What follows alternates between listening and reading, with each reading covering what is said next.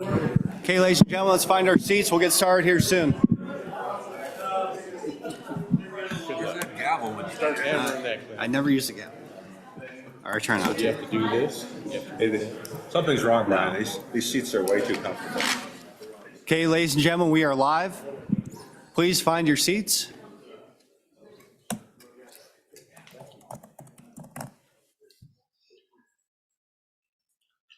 Okay, welcome to our second of three Select Federal Natural Resource Management Committee meetings. For those who don't know me, my name is Brian Boner. My co-chairman, Representative Heiner, is here with me. We're a small but mighty committee focusing on important issues dealing with the federal nexus with our natural resources. So glad to see everybody here. Just as a reminder, make sure you speak through the chair. We talk about ideas, not personalities. Just try, stay focused on the facts and what we can do to move the ball forward for the people of this state. As I find myself saying more and more often, we're here to do the people's business. We're not here for entertainment purposes. So I'll do my best to stick to that. I haven't always in the past. So we'll see if we can stay focused on that and have a good productive meeting. So that being said, Mr. Co-Chairman, you have anything by way of welcome? Okay, let's do a quick roll call. Good morning, Mr. Chairman. This is roll call for Select Federal Natural Resource Management Committee for October 6th, 2023. Senator Ellis. Present. Senator Kolb. Present. Representative Tarver. Present. Representative Winter. Representative Winter. Here. Co-Chairman Boner. Here. Co-Chairman Heiner. Here. All present, Mr. Chairman. Okay, thank you, Katie. We'll just go right into our first topic, which is conveyances to the federal government. So I think we have Representative Knapp up first. So welcome, Representative. Welcome back. I think you have some very quick input for us. Go ahead and take it away. Mr. Chairman, thank you. Thank you for allowing me to testify remotely today as well. As you recall in the last meeting, we introduced a topic on conveyances of property to the federal government. This was a bill that I had brought forward, which was intended to be a stopgap measure to prevent the federal government from acquiring even more private land and reducing its influence in Wyoming land use and economic growth. While the bill itself was not ready for support at that time, the concept remains and has become even more comprehensive. After consulting with several committees and senators, I intend to bring a more comprehensive bill that will solve the financial piece of the equation. The goal is to have Wyoming become in charge of its own destiny, to stop being victim of the federal policies and cultural coercions. And it will allow us to solve access issues, checkerboarding of our state, allow mineral development as we choose, and control our own destiny. We must begin true land use planning, true energy policy, and coordinated strategic efforts to solve Wyoming issues with Wyoming solutions. I hope to be in front of this committee again with a comprehensive bill solving these problems. In the meantime, the Supreme Court has handed down 3 rulings in the last 2 years on EPA overreach and the lack of authority from Congress for their rulemaking on climate, power plants, and water. Wyoming must continue to fight for the right to exist and live the way we as a sovereign state choose. I want to thank the chairman for his courtesy in moving this topic forward today, but it is my intent to work with other reps and senators to bring a primetime comprehensive bill that will accomplish the intent. And with that, I would take questions. Okay, thank you, Representative Knapp. Any questions for prime sponsor of this bill? Okay, well, I'll have one, Representative. We mentioned kind of this idea of, potentially just giving, I guess, access to the Board of Land Commissioners, have a certain amount of funds they have available to sort of compete with the federal government when it comes to, these transfers of private property to the feds. Is that a concept that you're exploring, maybe given some direction and a funding source and kind of getting away from this more cumbersome approach that you have in this current bill. Give us a little bit of insight into what you're thinking now and how we can help. Okay, yes, with testimony last meeting from the State Office of Lands, it became fully aware that they may not have the tools nor the financing to accomplish what was intended in the bill. And so I've looked at it from a different strategic aspect of involving CAPFIN and allowing that aspect of land purchasing to be used in our financing, in our investments. And so that would give us a wider opportunity for purchases and would actually become part of our investment portfolio for the state and would solve the question of where the money would come from and how much we would be able to use. So I think that's probably a more realistic approach rather than trying to budget money each year for this, that the money would be available through investment and treat it truly as purchases to solve and fit in land use planning, whether it's access, whether it's mineral development. And a good example was the Occidental property, where our bid was public, of course, because it was slated through appropriations. And so we don't have the same footing as other bidders, I think, in private land purchases. And hopefully this would allow a bill to come forward that covers more of those financial aspects in the comprehensive approach. Okay, thank you, Representative. Any questions for Representative Knapp? Okay, seeing none, I appreciate your initiative, Representative. I think it's been an educational experience for all of us, even though we may not be pursuing a bill at this time. And if nothing else, you have 6 more members who are informed as to what you're trying to do, and appreciate your earnest efforts to rework the bill and find something that works moving forward. It's a testament to your professionalism and character. So thank you, sir. Thank you, Mr. Chairman. Thank you, committee. Okay, next up we have Office of State Lands. Mr. Crowder, welcome back.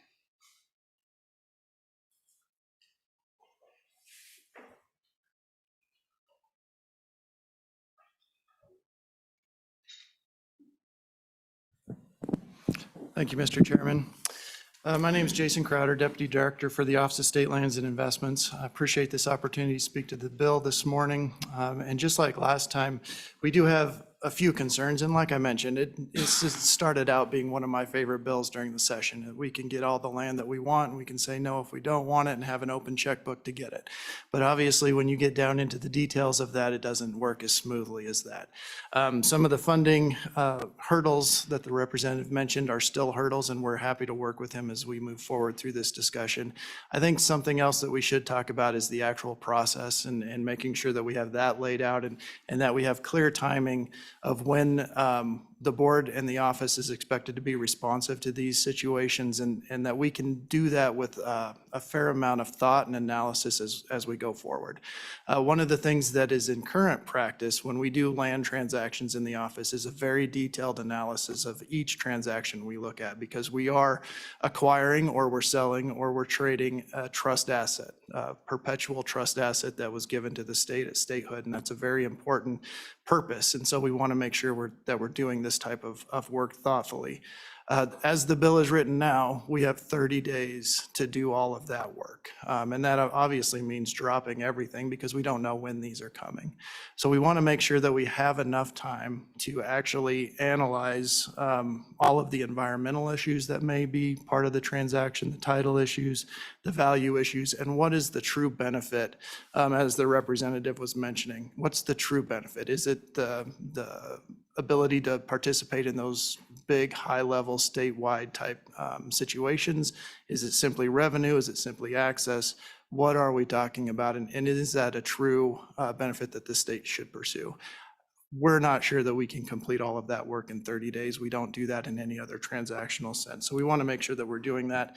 Obviously, that presents a problem when we are maybe second up in the first right of refusal, you're not first in line, you're second in line, but deciding if you want to move forward or not.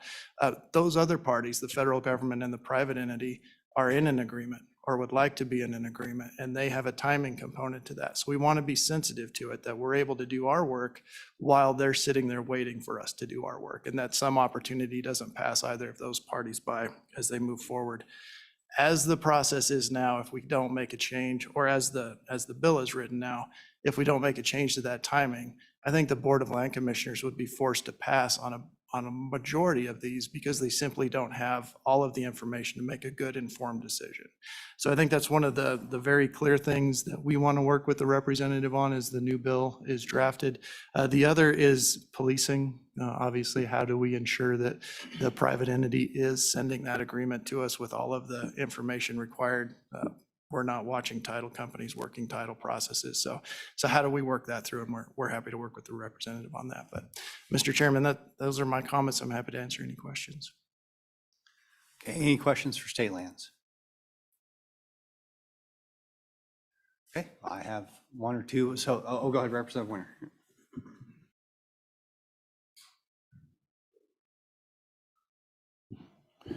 Yes, thank you, Mr. Chairman. Mr. Crowder, as you're well aware, the BLM is really giving this state a hard time right now about many things. And in your estimation, how many days would it take for the state to analyze a prospective sale? Do you have any thoughts on that, what we could work towards? Thank you. Mr. Chairman, Representative Winter, it's really dependent on the transaction. Obviously, if we're talking 5 to 40 acres, those are fairly simple analysis that we can do quickly. Something larger into the thousands of acres, or the Oxy transaction was brought up, hundreds of thousands, if not millions of acres, those may take years for us to fully analyze. That's a lot of property to get through the process. So it's really transactional dependent and how complex that transaction is. So it'd be hard for me to give you that time period right now.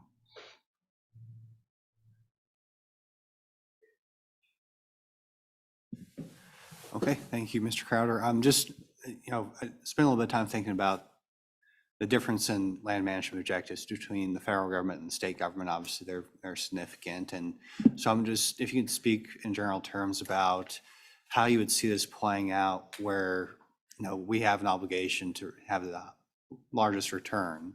And you just look at it as a simple investment, if the state's going to try and go and sort of intercept a current federal private transaction, and they've set their price, it may not have an eye towards the highest return on investment. Is that something that we could maybe lower the bar, I guess, in terms of your ROI statutorily, or are there some constitutional provisions we have to worry about there?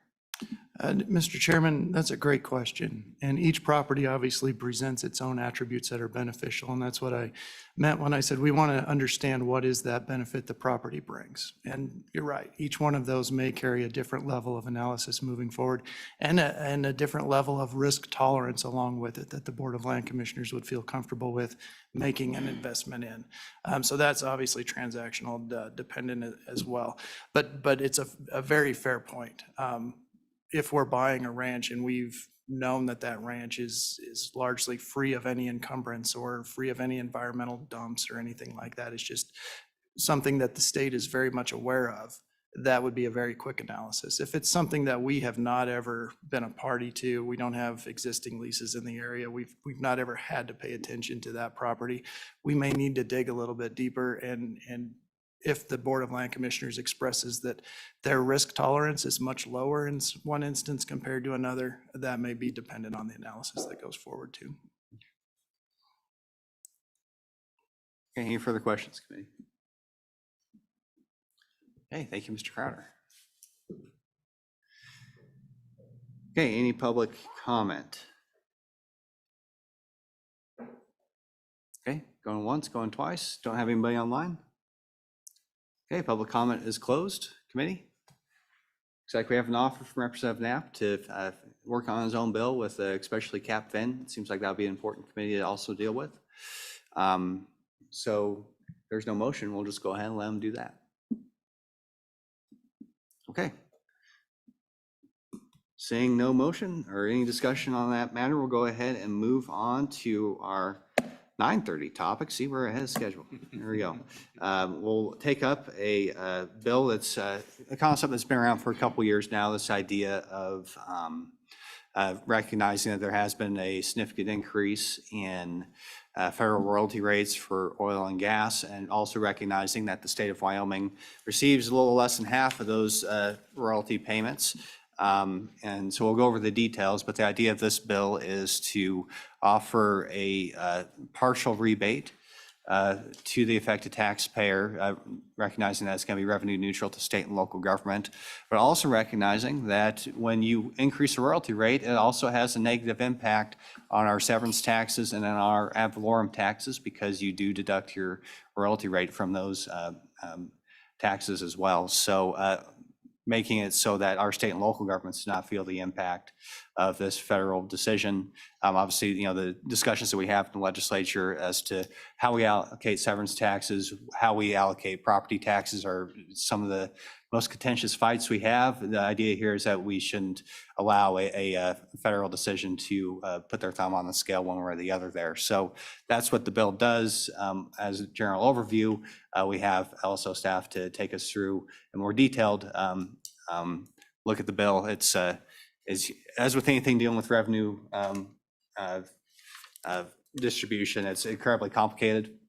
And so simple concept, very long bill to actually get it done. But we'll go ahead and turn over to Talise. Go ahead.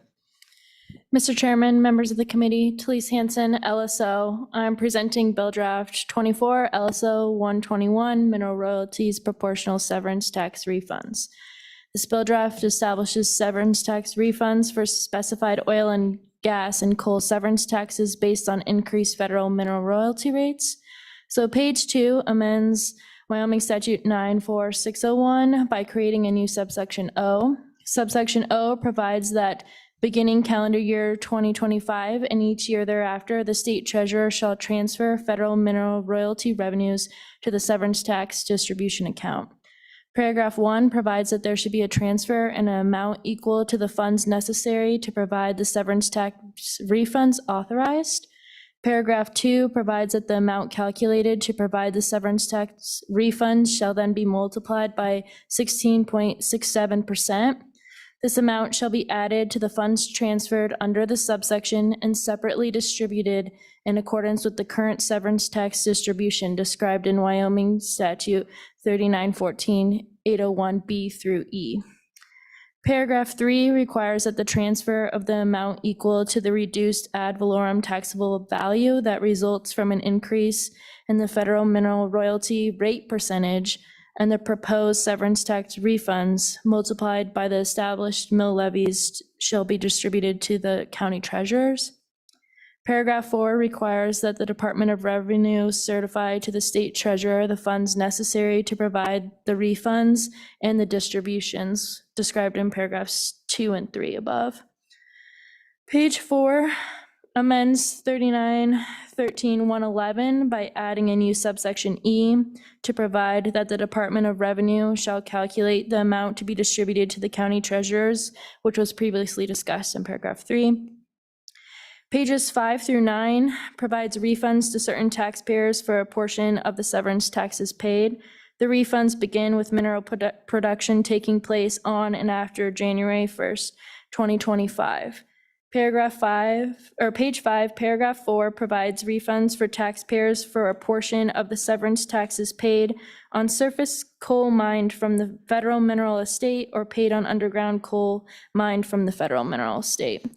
Page 7, paragraph 4 provides refunds for taxpayers for a proportion of the severance taxes paid on crude oil or natural gas produced from the federal mineral estate. So both of these refunds shall be an amount equal to the amount of any cumulative increase in the federal mineral royalty rate percentage in place as of July 1, 2021, imposed under federal law, multiplied by the state of Wyoming's gross percentage share after deducting the mandatory administrative costs imposed. That amount would then be multiplied by 75% to approximate and account for the reduced assessed mineral values resulting from the increase in the federal mineral royalty percentage rate. The refund amount shall not exceed the total annual severance tax liability for the taxpayer. The burden is on the taxpayer to establish the amount of any refund. The taxpayer shall apply for the refund authorized annually on or before July 1 of the year immediately following the year of mineral production on a form prescribed by the department. Upon receipt of an application and review by the department, the taxpayer is eligible for a refund. The department shall issue the refund to the taxpayer. Page 10 amends 3914-801 to provide that funds transferred into the severance tax distribution account to provide for the severance tax refunds and distributions shall be accounted for separately and are continuously appropriated to the Department of Revenue for funding the refunds and the distributions. This subsection also provides a reporting requirement beginning September 1st of 2026 and on September 1st each year thereafter. The Department of Revenue shall annually report to the Joint Revenue Interim Committee on the number of refund applicants, the number and amount of refunds provided, and the amounts separately accounted for and distributed. Section 2 on page 11 provides that the Department of Revenue shall promulgate all rules necessary to implement this act. Section 3 on page 11 provides an appropriation of $368,000 from the general fund to the Department of Revenue for purposes of implementing this act. Section 4 on page 12 provides an effective date of January 1st, 2025 for Section 1 and an immediate effective date for Sections 2, 3, and 4. And I'll stand for any questions. Okay, thank you very much, Lisa. Any questions for LSO?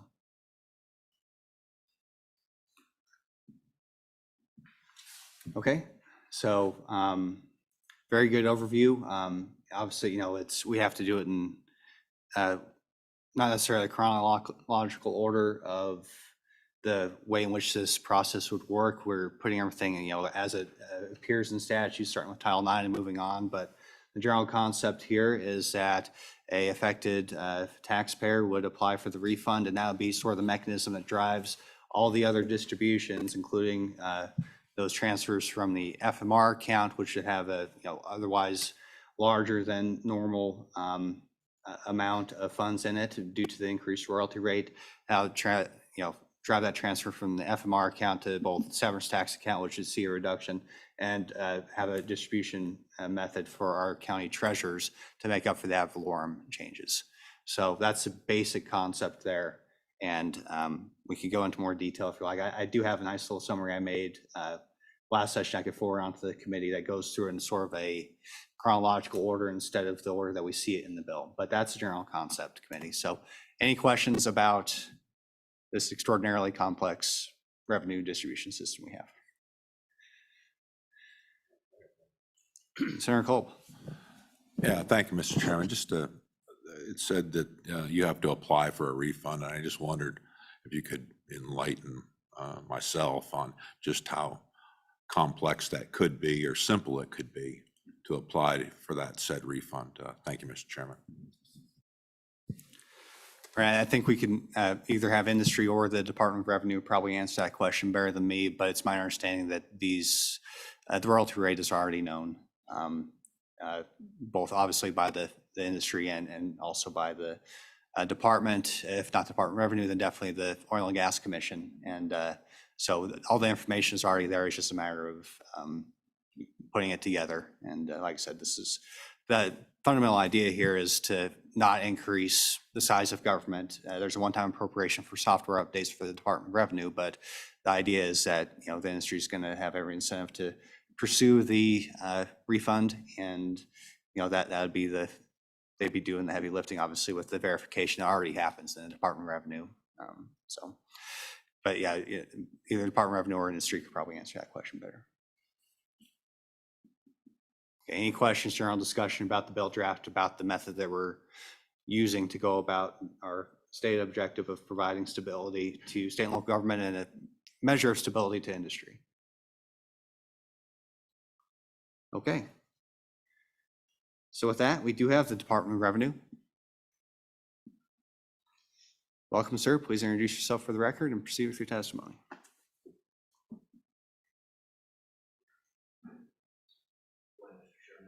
Nope. Yeah. Good morning, Mr. Chairman, members of the committee. I'm Craig Grenvik, the Administrator of the Mineral Tax Division for the Department of Revenue. Yeah, we've worked on this bill on a couple of extra occasions, trying to figure out how all the moving parts mesh together or don't mesh together. Obviously, the concept is far more simple than the moving pieces. I think you stated that quite well, but I think we have a handle on it. And Senator Kolb, directly to your question, because we have to account for all the entities within a given county, we've got to do it on a property by property basis, which is how they report to us. So what that will require is basically whatever annual return that they have, they'll file a second one, and it's the only thing difference would be the estimate on the royalty at 12.5% versus the new one. And that just will automatically flow through the calculation, and it'll kick out a difference in taxable value, and we'll know that impact. But we do have to do it on a property by property basis, and that's why the companies will have to file for a refund on that basis. Other than that,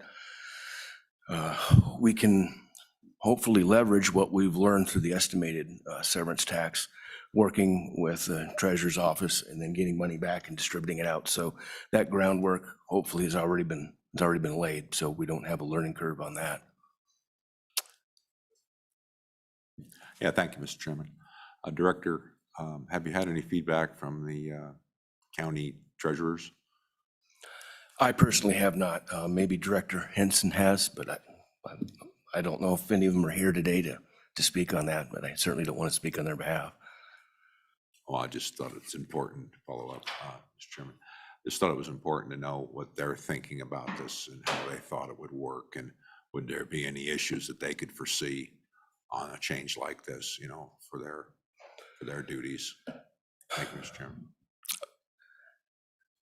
Mr. Chairman, Senator Kolb, I'm certain there will be additional duties foisted upon them to get that additional money to the proper entities. That would probably be, in my opinion, their opinion, it's only concern. And just on this discussion of redistributing the property taxes, that's on page 4, line 8 of the bill draft. And it is something that we have coordinated with the county treasurers, and they're comfortable with. And effectively, the decision here is to just do it through rulemaking. And so, there's 400 something odd different tax districts in Wyoming. Is that correct? That seems. That's my understanding. And too, so, Mr. Chairman. it will depend, even within the same county, you can have a hospital district in one part of the county and not the other, so on and so forth. So something that I don't see any possible way of sort of dictating through statute, but it is something we have coordinated with the county treasurers. They are on the agenda. And at least last we checked, everybody's okay with moving forward with the rulemaking authority. So, Mr. Co-Chairman. Thank you, Mr. Chairman. Director, I see in the bill, it includes some expenditures for an upgrade in your computer system, because this becomes a little more complex, as understandably. But to manage this, I just wondering if you will have to have additional personnel in your department, or more personnel for the counties to be able to administer. What are your thoughts there? Because there's no appropriation for personnel, it's just strictly the computer. Mr. Chairman, Representative Heiner, we don't foresee having to add additional personnel. We were fortunate to get one more accounting individual because of the estimated severance tax, and I think we can bring that under that same umbrella without more individuals working on it. However, I will mention now, as a good segue, is that the $398,000 was the appropriation estimate as of last year, so we'll have to run this by IT vendors again. And I would seriously doubt that estimate would go down.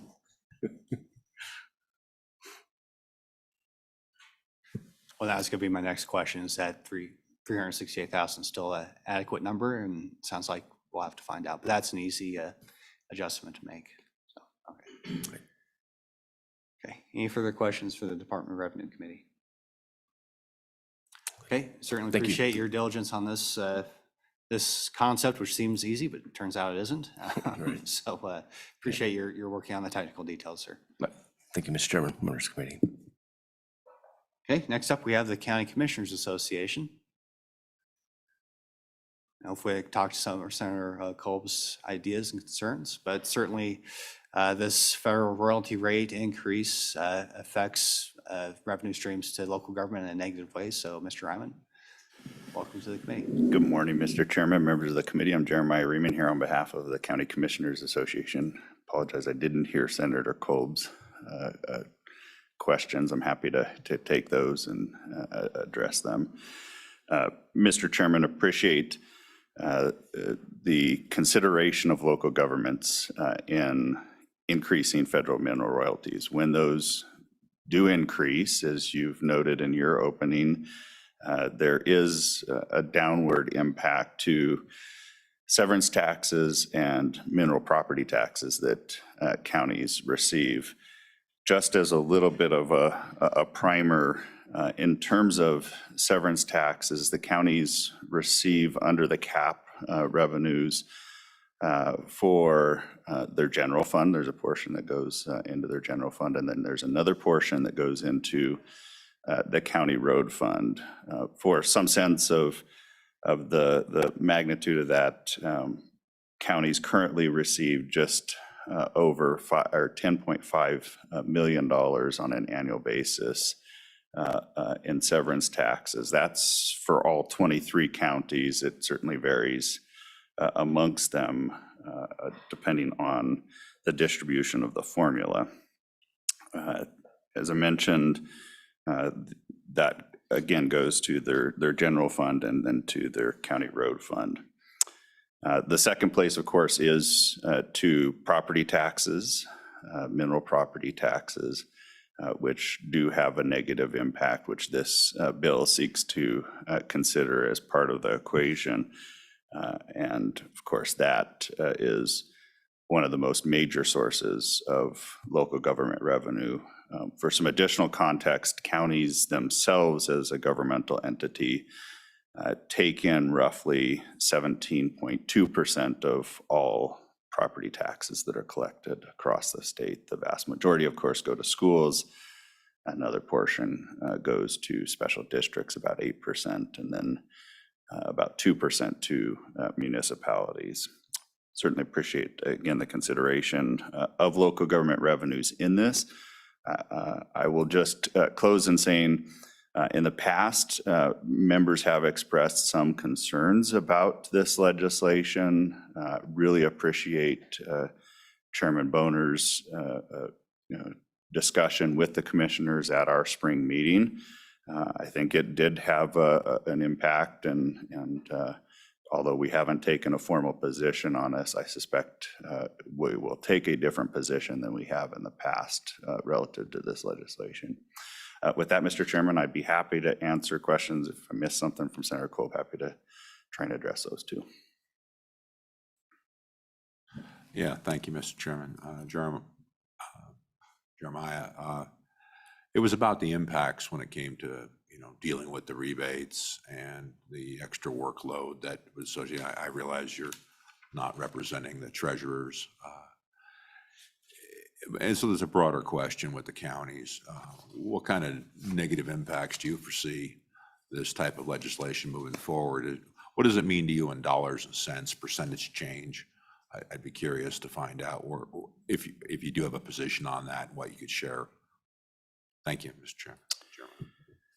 Yeah, Mr. Chairman, I understand or hope that the county treasurers are going to offer their perspective. Certainly, I think the side of this that will be more difficult is not the severance tax. It's going to be that property tax distribution, and not to counties. It's out to all of the various special districts in particular that are scattered across areas dependent on where these reductions happen, where these refunds might take place. So I don't have any better figures than what's presented in the LSO fiscal impact relative to this.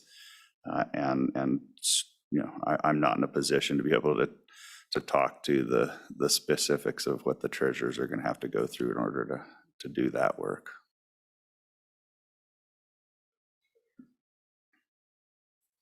Thank you, Mr. Chairman. Mr. Ryman, thank you for being here. Appreciate your input and your knowledge about various subjects in relation to the counties.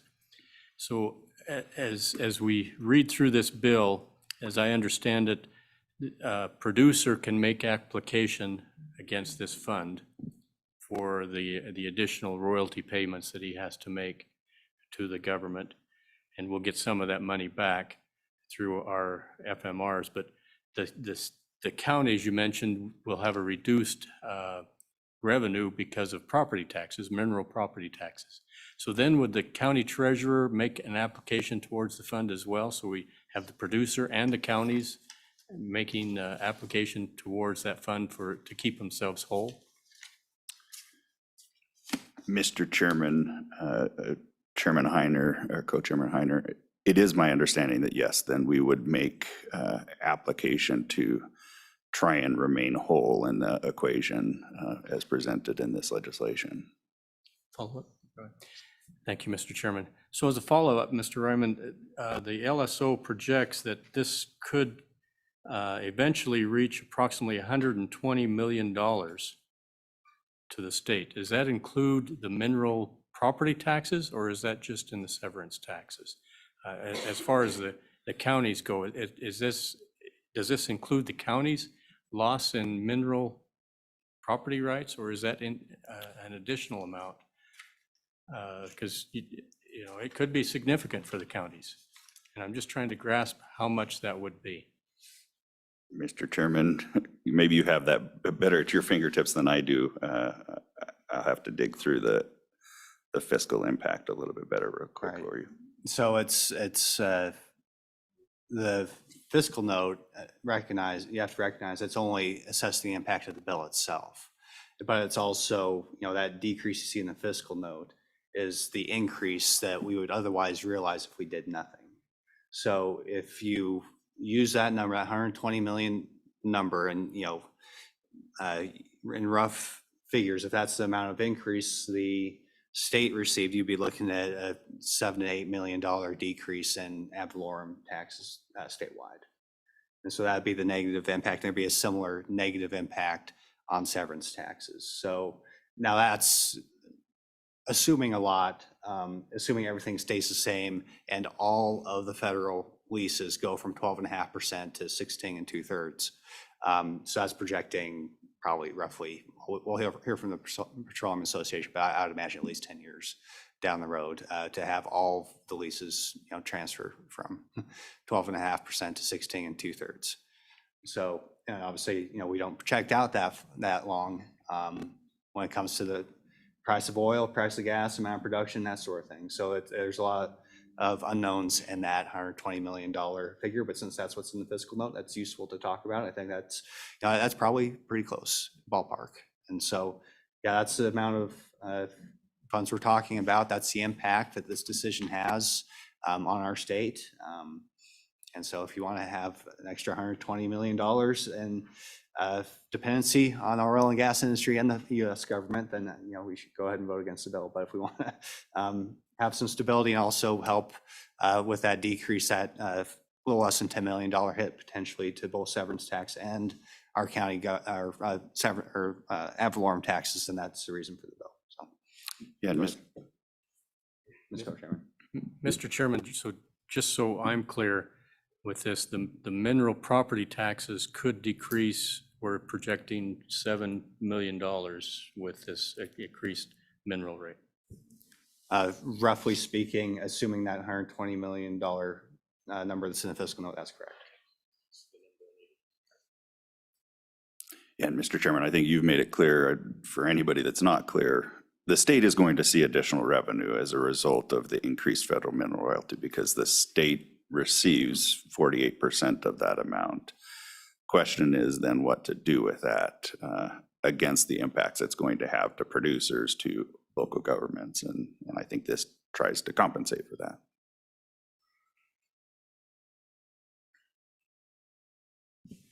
Okay, any questions for Mr. Reedman? Okay, Senator Culp. Thank you, Mr. Chairman. Well, it sounds like it's a way to offset the loss of food tax. Thank you, Mr. Chairman. You don't have to respond to that. That's, Mr. Chairman, we'd love to see some offset to that. okay. Any questions on the bill that we have before us? Okay. Okay, Department of Revenue, you have something you want to add, or feel free to come on down, yeah.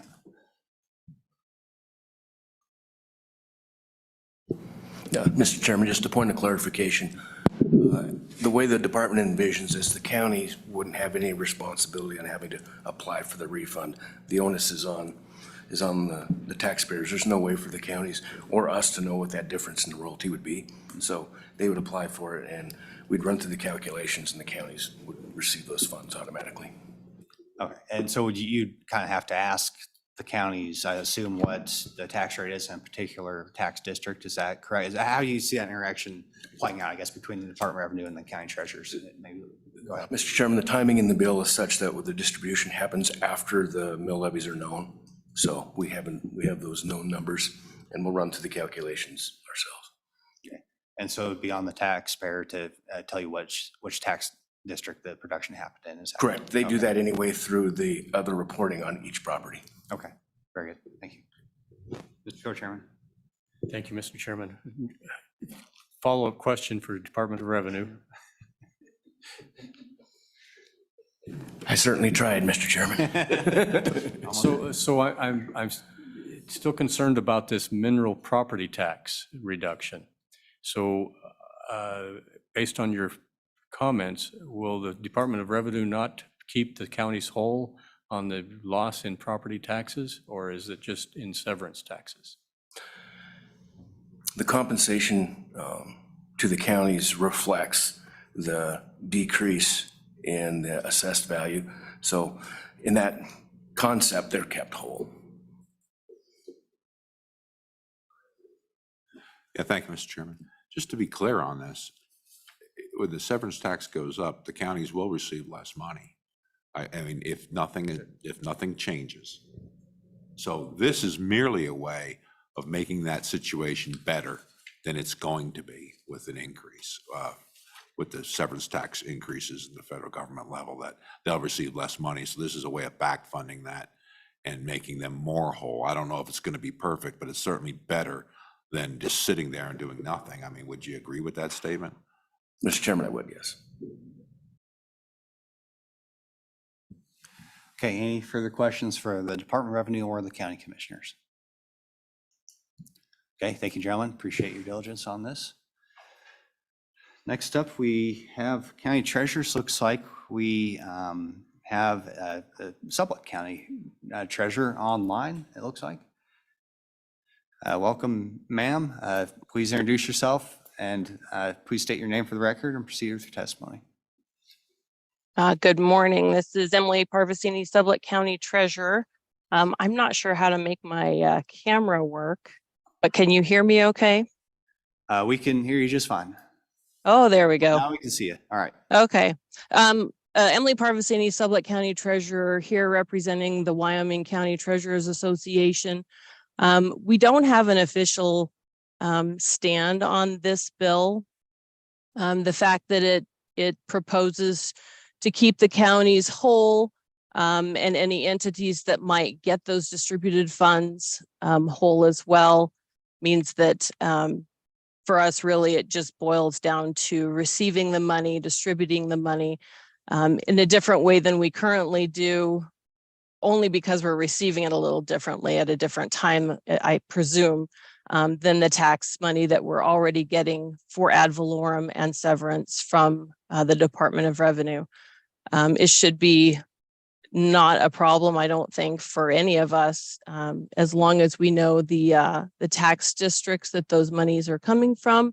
And then we would also need to know if they were ad valorem, because those dollars do get distributed out to schools and special districts. The severance taxes do not, of course. They either go to the general fund or they're earmarked and set aside for specific road and bridge projects. My only concern, I think, is it's kind of an unknown. And when we have unknowns, I know that this bill has been introduced before, and Chairman, I think it was Converse County Assessor Dixie Huxtable and Converse County Treasurer Joel Shell, who looked at this bill last year to determine maybe some fiscal impacts, and they weren't able to really wrap their heads around the math for the thing. And perhaps that has now been taken care of, and that's no longer a problem. I'm not sure as far as what it says in the bill here, compared to the fact that they've already said that the counties would be whole. I guess it's just, it's kind of a question mark. And whenever there's an unknown, it's a little concerning as to what those ramifications may be down the road. And the example that I use is tourism. So when the eclipse happened in, I think it was 18 or 19, and Wyoming tourism put out all this stuff, and we had all these people from all over the country that came to Wyoming as part of, you know, the people that wanted to see the eclipse close up.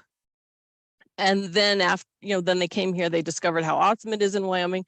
They went home, and then COVID happened, and then all of them came back because they're like, I want to be in Wyoming. And now all of our property taxes have gone up exponentially by double digits the last couple of years. So that was one of the unintended consequences that no one could have predicted.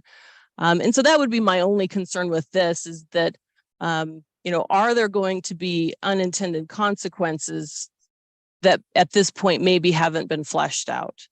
But otherwise, we don't, as an association, actually have a stand one way or the other on this one, since it sounds like we'll be net zero neutral. So I guess that's my comments, Mr. Chairman. Okay, any questions for the county treasurers? Okay, go ahead, Mr. Co-Chairman. Thank you, Mr. Chairman. Emily, do you see any additional burden on your department or the county treasurer's department because of this bill for reporting or administration of the different things that need to happen? Mr. Chairman, I don't believe so. We're already receiving funds from the Department of Revenue for ad valorem. Once that monthly process took place, I think 2 years ago now, we've been getting payments every month. They're accompanied by documentation that tells us where those funds need to go and how they need to be receipted in. And now we're actually collecting interest and penalties on top of those. So as things change a little bit, I think the only fiscal impact would really be having our software changed a little bit in how we maybe need to receipt those payments. But I don't anticipate that it's going to be an office burden for personnel. Follow up? Go ahead. Thank you, Mr. Chairman.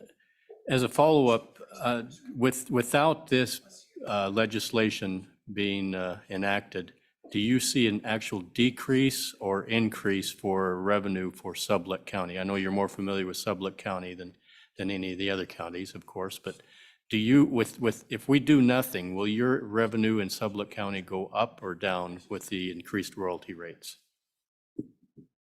Mr. Chairman, you know, Sublette County is about 95% of our revenue base is minerals production, oil and gas. It's, you know, you could take away all of our property taxes and we probably wouldn't feel it all that much, but you take away our ad valorem and suddenly we can't take care of the jobs that we are here to do for the public. As far as the change in royalties, I'm not really sure, because I know that severance tax has an offset for royalties, so increasing the federal royalty rate would already decrease the severance rate, and then this bill would impact that on top of that. So it sounds to me like, you know, as one goes up, the other goes down, and right now for our county, our ad valorem for minerals is much higher than what we get for severance. Severance taxes, historically, they're right around probably maybe 100,000 a year, give or take, depending on the year, of course. And a lot of that, like I said, is earmarked specifically for road and bridge projects. So, if the severance taxes were to go down a lot, then they might feel that for sure. The fact that this bill, at least as I understand it, is proposing to backfill any of those shortages and make the counties whole, make the school districts and any distributing entities whole. It might not be a bad thing to have a bill sort of like this. But again, I don't know what those future ramifications are. And we all know the mineral industry is very volatile, and it goes up and down a lot. So it's hard to really know.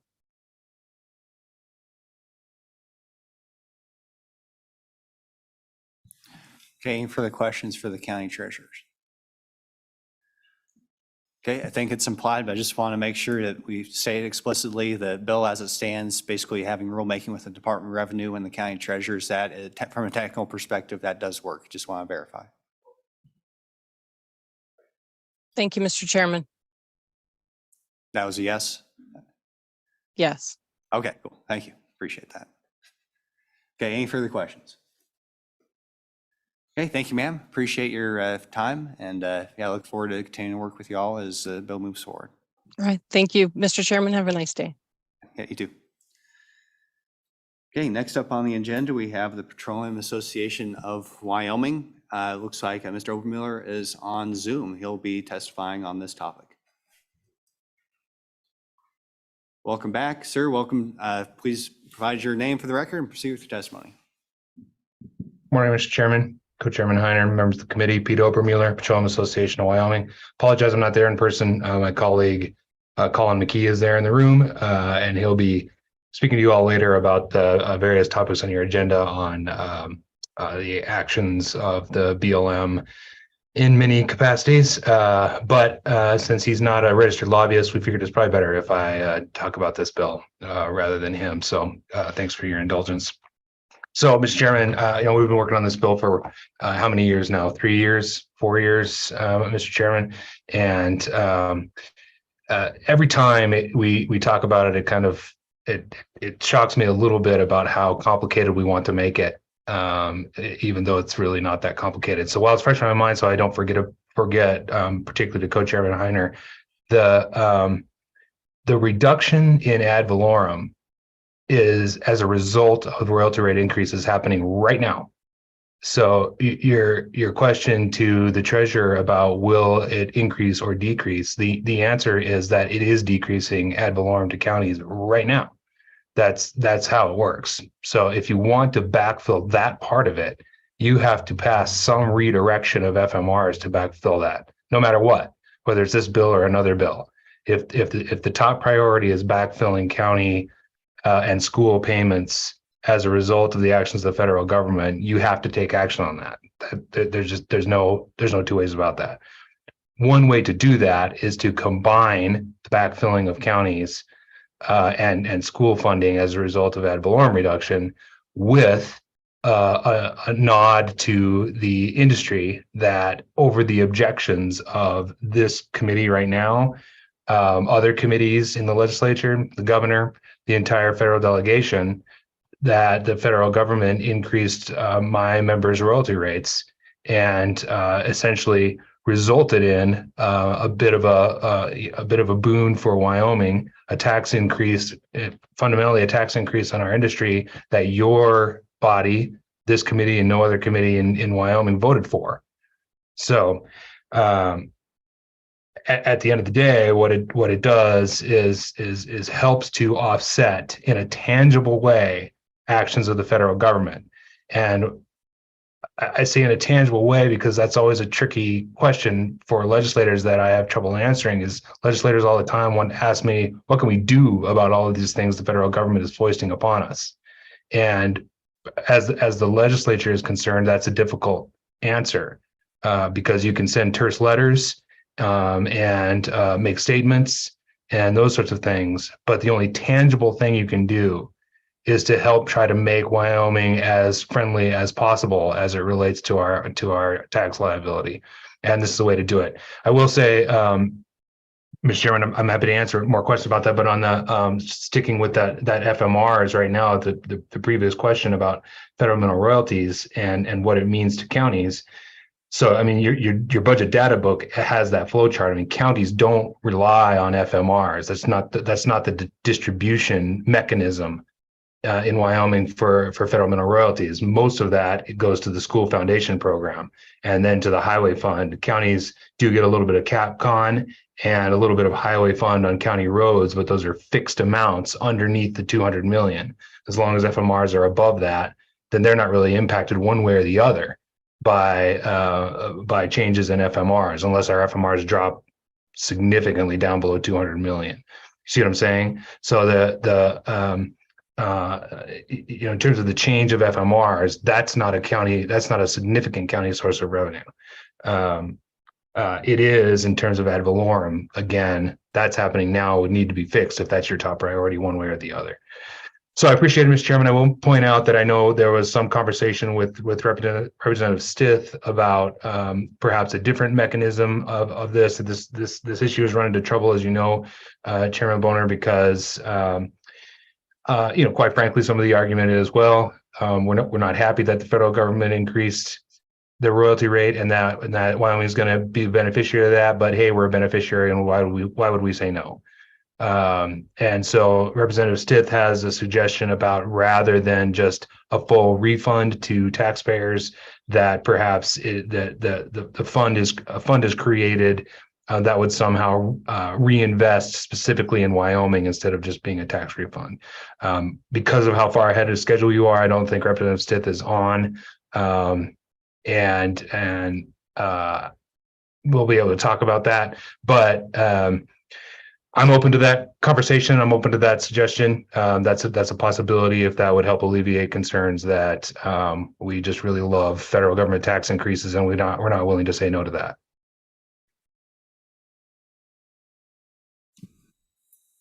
Okay, thank you, Mr. Obermuller. Appreciate your testimony. As always, appreciate your diligence and wherewithal and continuing to pursue this topic along with this committee. And discussing that option of ensuring that this refund is, being put to use in Wyoming. I wonder if maybe the state government already has that information available. If, we know how much through the Department of Revenue these refunds are, and the Oil and Gas Commission probably knows how much you're spending to, a particular company is spending to drill a well. I wonder if it would be as simple as the exercise as comparing the two numbers and ensuring that, that those funds are being, they are spending some funds in the state of Wyoming, and maybe that's something information we already have between differing agencies. It's just a matter of comparing the two. Yeah, Mr. Chairman, appreciate that. I don't know whether it's that simple, and that has been the objection. Is that if once a refund comes back to a company, they can invest it wherever they want, which quite frankly I think is only fair. But if that's the objection, I think there is, to your point of, is there a mechanism to make it work, and is there any precedent to do it? I think the answer is yes. I would suggest if you move down that route, there are a number of ways to do it, but I think whether or not it's my organization or another outside that sort of manages the fund in order to relieve state government of having to pay for it and have personnel do it, I'm certainly open to that. We're definitely open to that, but I would suggest that the sort of oversight, the state oversight body on that would be the Oil and Gas Conservation Commission, because they definitely have mechanism in place to deal with it. You recall that they managed the Energy Rebound Program in 2020 that distributed $44 million to do plug and abandon work and other things during that particularly difficult time. So they have the staff and expertise and the knowledge of the kinds of projects that we might want to invest in collectively. So a lot of things to discuss there, but I see Representative Stith is on too. So I don't exactly know what his idea is. I don't want to put word in his mouth. All I'm saying is that I'm willing to explore that idea if that is helps folks clear a hurdle. I certainly appreciate that. So before we get to Representative Stith, any questions for the Petroleum Association Committee? Go ahead, Mr. Co-Chairman. Thank you, Mr. Chairman. Mr. Obermueller, thank you for being on to provide your testimony with us. We've recently had a few lease sales from the federal government, albeit very small compared to prior years. Have you noticed a lack of enthusiasm from our petroleum members, from your petroleum members, because of the higher royalty rates? Or is it about the same as it was before with the lower rates? Mr. Chairman, Co-Chairman Heiner, thanks for the question. Nearly impossible to answer that question because there's no monocausal reason for what happens in terms of interest and desire in leasing. So it's not just the rates that changed, of course. It's the rentals increased and nominations. Just expressions of interest now have a price attached to it. So-called competitive bidding ended, so it's an entirely new landscape. And I will say that it's certainly a more challenging landscape than it was prior to the passage of all these changes that were initially ruled and then passed in legislation. So is it specifically tied to the new royalty rate? I can't say that, but I can say holistically that it's a more challenging landscape than it was before. Thank you, Mr. Chairman. Thank you, Mr. Obermueller. I didn't think that would be very easy to ascertain. But as we have less leases, federal leases being offered by the federal government, that forces our producers to go more into the private sector and into the state lands, which makes that more competitive and possibly could drive the royalty rates up there. But that's a free market system at that point. The producers are going to offer whatever is competitive for them to be able to stay in business. And it may help the private mineral owners with higher interest or royalty rates. And from some of the numbers that I've seen, our private individuals are getting a higher royalty rate. But the question I have is the real problem is it that we have raised the royalty rates, or is it because the federal government is withdrawing more and more federal acreage from being leased for mineral development? Is that the real problem with our industry that we can see on the horizon? So, Mr. Chairman, Co-Chairman Heiner, my kids and I like to play this game sometimes of Would You Rather, and we try to choose really awful things and make each other pick like which one would you rather have. I think that's what the game you're playing on this question is. Would I rather have which terrible BLM policy would I rather have? And the answer is they all. The truth is they all come together in a way that's very, very difficult. So the royalty rate is trouble, but so too is these, and I think that Mr. McKee will. I won't go into it a lot because Mr. McKee is going to tell you all about it later. But the BLM's current deferral of leases for really completely unjustifiable reasons is a major problem. Their rule on sort of the new bonding rules, one size fits all bonding rules, unbelievably damaging to Wyoming small businesses, really bad. So would I rather have one over the other?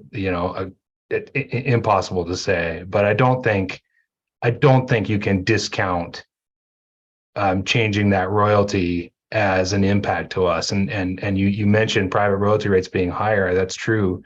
But again, I always have to remind folks, a higher royalty rate that's accompanied by an efficient and effective bureaucracy that moves permits and is a partner in getting development done.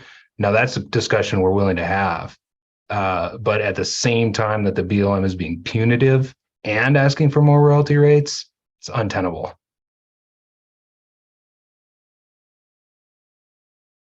Okay, any further questions?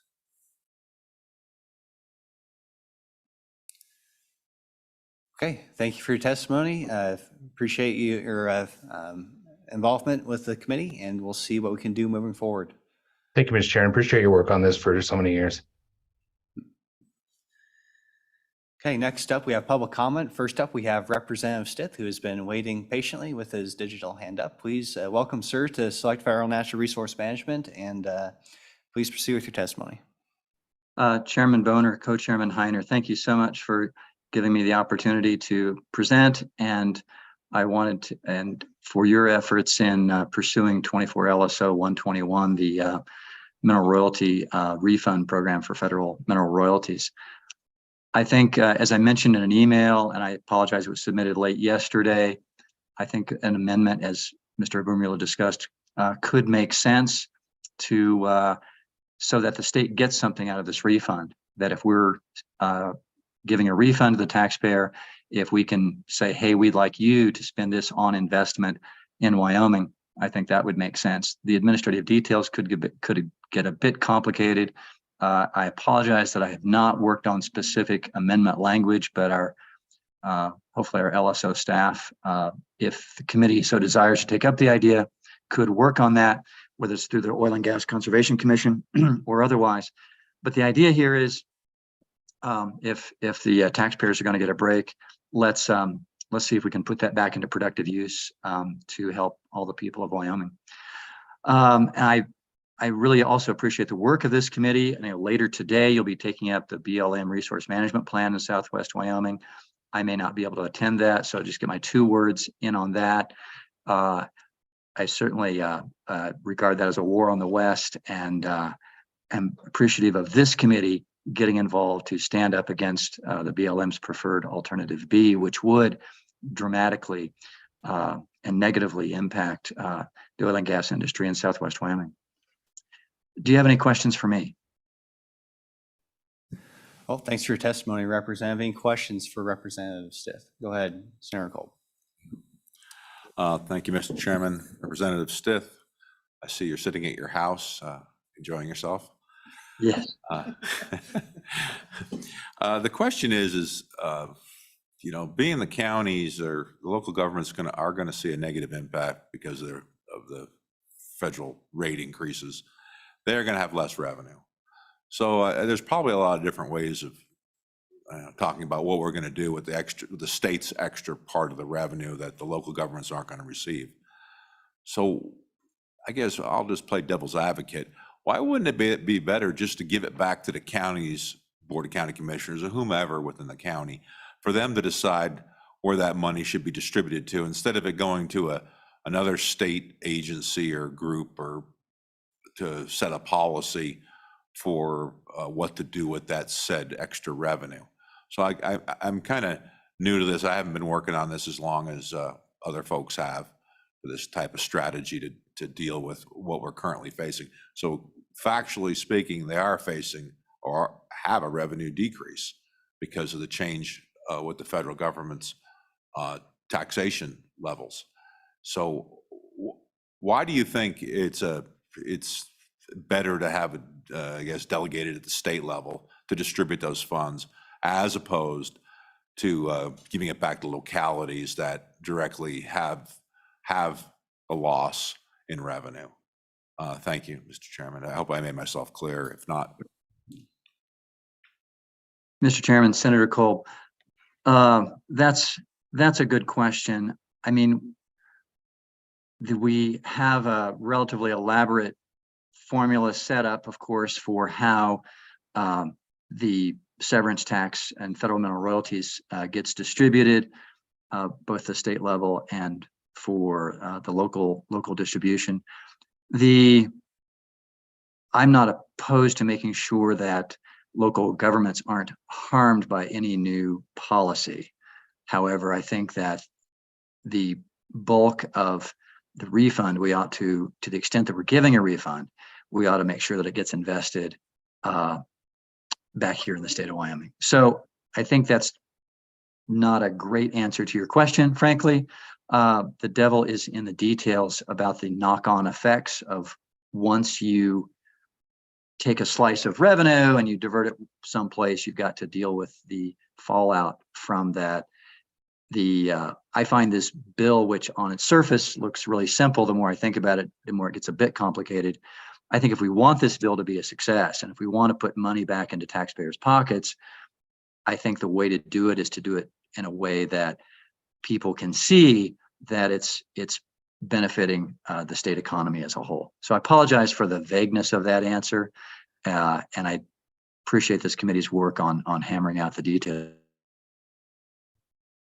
Mr. Chairman. Go ahead, Senator Ellis. Thank you, Mr. Chairman. Representative Stith, I saw your email yesterday and didn't reply, but as we're listening to this discussion, I'm guessing that you've kind of been having this bounce around in your head a little bit. What kind of reinvestment? I mean, can you give us it could look something like this. And the reason I ask is I think there's a lot, as you mentioned, coming out of Washington, which is impacting operators. So I'm wondering if there is a way that we could look at some of the new mandates that are on them, how they're supposed to be changing their operations and kind of direct those investments. And, plugging abandoned wells comes to mind, but I don't know that it needs to be that. But that's the kind of stuff I'm thinking about, of like, what kind of activity in reinvesting in Wyoming are you thinking about?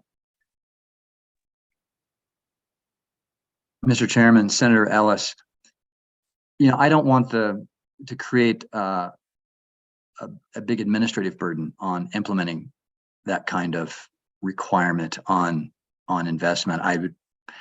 I wouldn't mind having the string that it needs to be something done here in Wyoming.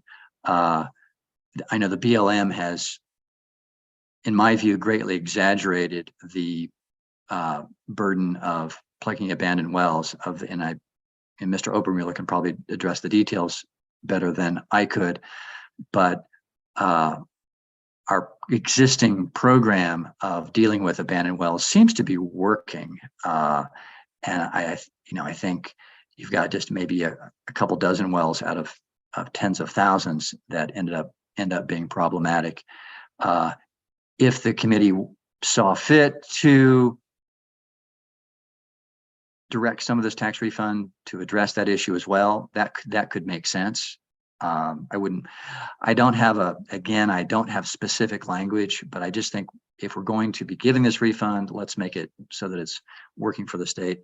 But Senator, you raise a good point about blunting some of the criticism from the federal government concerning the very few abandoned wells that the federal government does have to remediate. Just Thank you. a follow-up, Mr. Chairman.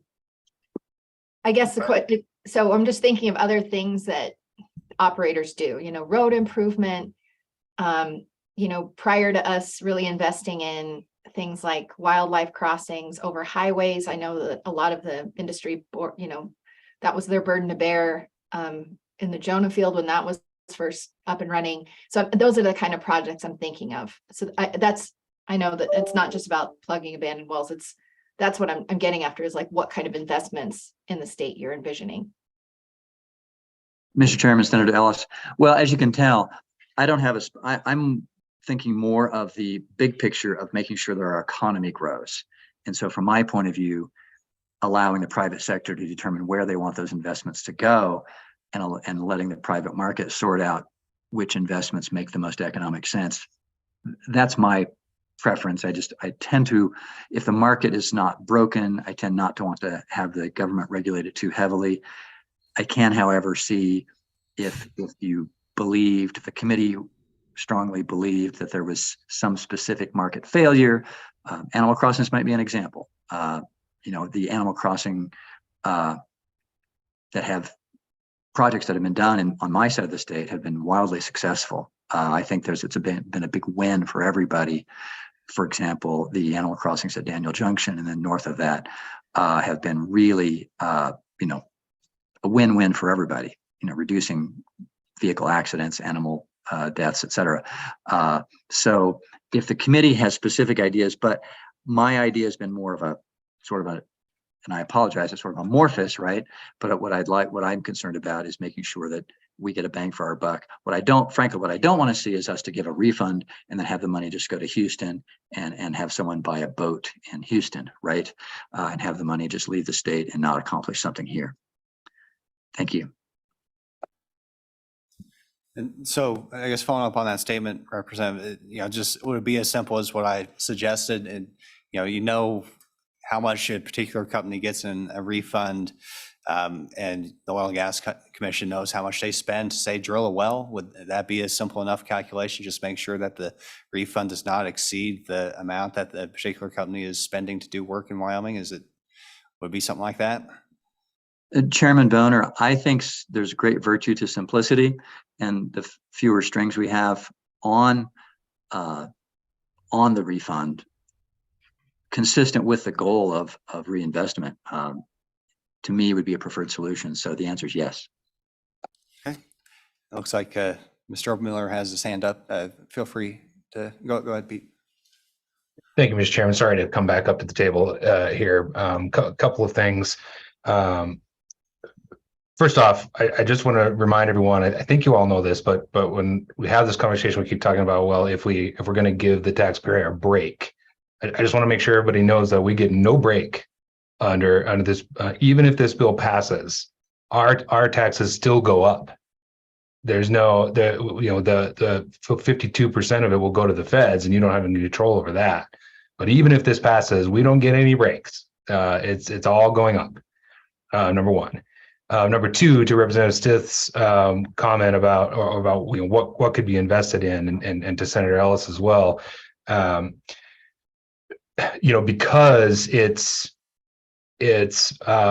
money generated from our activity and from my members' activity and then reinvested in Wyoming. I'm okay with that concept, but I would want to talk about it further about whether or not that funding should be directed towards what is an inherently government function, or something that would help us my members invest more in Wyoming. So, for example, the governor recently turned down money from the federal government that would force us to close down wells in order to pay us a tiny little bit of money in order to close down wells for ostensibly for methane reduction. The governor was right to turn that down because it asked us to erode our economic base under the guise of methane reduction. What that program didn't allow doing is spending some of that money to invest in idle wells, either bringing them back or closing them down because they're not economic. And that's the kind of thing that my members would be interested in is to invest in dealing with not abandoned wells, the wells that are just idled but are owned, and that allows for investment in other things. In the meantime, small Wyoming operators are doing the actual P&A work while they're not spending that on, while the company itself isn't spending it on that particular project, but investing it in some of their other economic wells. So that's the kind of thing I'd be thinking about. But again, I know we're far afield, so I don't want to go too far on that. It's just for whatever reason, I fail to communicate that our taxes are going up and up and up, regardless of whether this passes or not. Mr. Chairman, just to follow up, I appreciate that. I think that's what I was getting after was, the methane requirements that are coming online are not insignificant. So is there a way that we can help industry, maybe even look at what's happening with methane? You're just trying to make that connection there. Like, how do you help industry do work that they have to do anyway, but really keeping all of that in Wyoming to encourage development? I don't know. More to come. Thank you, Mr. Chairman. Okay, so if any Representative Stith or Mr. Obermiller, do you have a response to that concept of having, the refunds being directed towards specific activities that are probably going to happen anyways, but it'd be nice to have some surety from the state that, that's going to go to complying with maybe government regulations or. Yeah, I think there's lots of possibilities there, Mr. Chairman, and that's why I suggested having the OGCC be the oversight body, whether or not they're the ones that manage the actual distribution. That's a different question, and we're happy to be a part of that as well. But they're probably most familiar with the kind of investments that companies make and or need to make, but are having trouble doing under current economic situations or whatever. So there's lots of possibilities there, and I wouldn't want to close the door on it. Okay, thank you. Okay, thank you. Appreciate that, Mr. Co-Chairman. Thank you, Mr. Chairman. appreciate the conversation about this, and as I've voiced already to Representative Stith, I think this is a great idea to keep the money in Wyoming and spur investment. But one of the concerns I have is if we give this money back to the producers, that they use it to supplant their budget that they normally would be spending here anyway. We know how this happens. The state did that with some of the ARPA money. We were able to conserve our budget by using ARPA funds in some of our departments. So I can see this possibly happening as we give a producer, let's say I'm a producer that operates in multiple states, you give me some money back, now I use that to pay wages and normal O&M here in Wyoming and use the budget money that I'd be saving to go to some other state. So I want to spur incremental investment, and I like the idea of helping to pay for some of these huge mandates coming down. Methane reduction is very, very expensive. That would be nice to be able to help with some of those laws that are being imposed upon the industry. But how could we make sure this is incremental investment into the state of Wyoming and not paying for a tank battery that they're going to build anyway, but maybe something that they normally wouldn't do in Wyoming to spur development in the future? Anybody wants to take that, feel free. Mr. Chairman, Representative Heiner, I would say, I think Representative Heiner has a good point there. And I don't know if there's a great way to police that. I think we want sending the message though of promoting investment, however, is nonetheless worthwhile. And Mr. Chairman, as we write this amendment, if we choose to do so, I would advocate that we come up with some concept to spur incremental growth rather than just supplanting money that would normally already be paid for. All right, Mr. Chairman, I think that's, as we've mentioned, I think a couple times this discussion, this is one variable among many factors that determine whether a company's going to come to Wyoming and drill for oil and gas. I certainly agree with the concept. I don't know how we could possibly, put our finger on that and say, because of this refund, you're going to be doing this or the other thing. When there's a myriad of other factors that determine whether a particular operator is going to drill well, how they go about doing it, what they do in the process of producing oil and gas. Like I said, I agree with the concept. I can't think of a good way to ensure that additional investment, how do you quantify that? How do you regulate that, I guess. So certainly open to the discussion. I think we have very, very conceptual ideas towards an amendment, and that this is a good discussion, but just have to temper our expectations as to what we can do to quantify that and prove that this activity would not have happened except for this refund. So anyway, so that's Senator Culp. Yeah, thank you, Mr. Chairman. Just to, I guess, listening to this conversation and kind of frankly coming up to speed with what we're considering here. First, I think we ought to let business do what business does. Business paid the tax, the oil industry, let them decide on how they want to spend it. I can't see how we can get ourselves in the middle of that. There's just too many details to work out, and why should we? Like I say, it goes back to they paid the tax. I guess, and I hear hesitation from the local government entities that, they don't want to do this. It's going to be a big onerous thing on trying to, give them money back on this. Well, it sounds like they're not very receptive at this point, at least not from the testimony I've heard today. So I'm more in line with Representative Stith's idea that we somehow let this money get directed back to industry, and industry somehow use this money in a way to basically relieve some of the burden that the federal government's putting upon them. And this may be a more direct route to do that. Like I said, I don't want to fight the local entities. And if the local entities are having issues with trying to figure out what to do with this, then I guess they are. So And we can address this later in time also. If there's some law changes, well, it can be changed again on how that money's distribution works with, say, industry. So at this point, I kind of like what Representative Stith is putting forward. And if this gets this bill past the finish line, then maybe that's a way to move it forward. I'm interested in being successful and doing something that benefits the industry and also localities, but if they don't want to be a part of that, I understand. So I'd like to just do something that with the money that's generated by the oil and gas industry that directly would benefit them.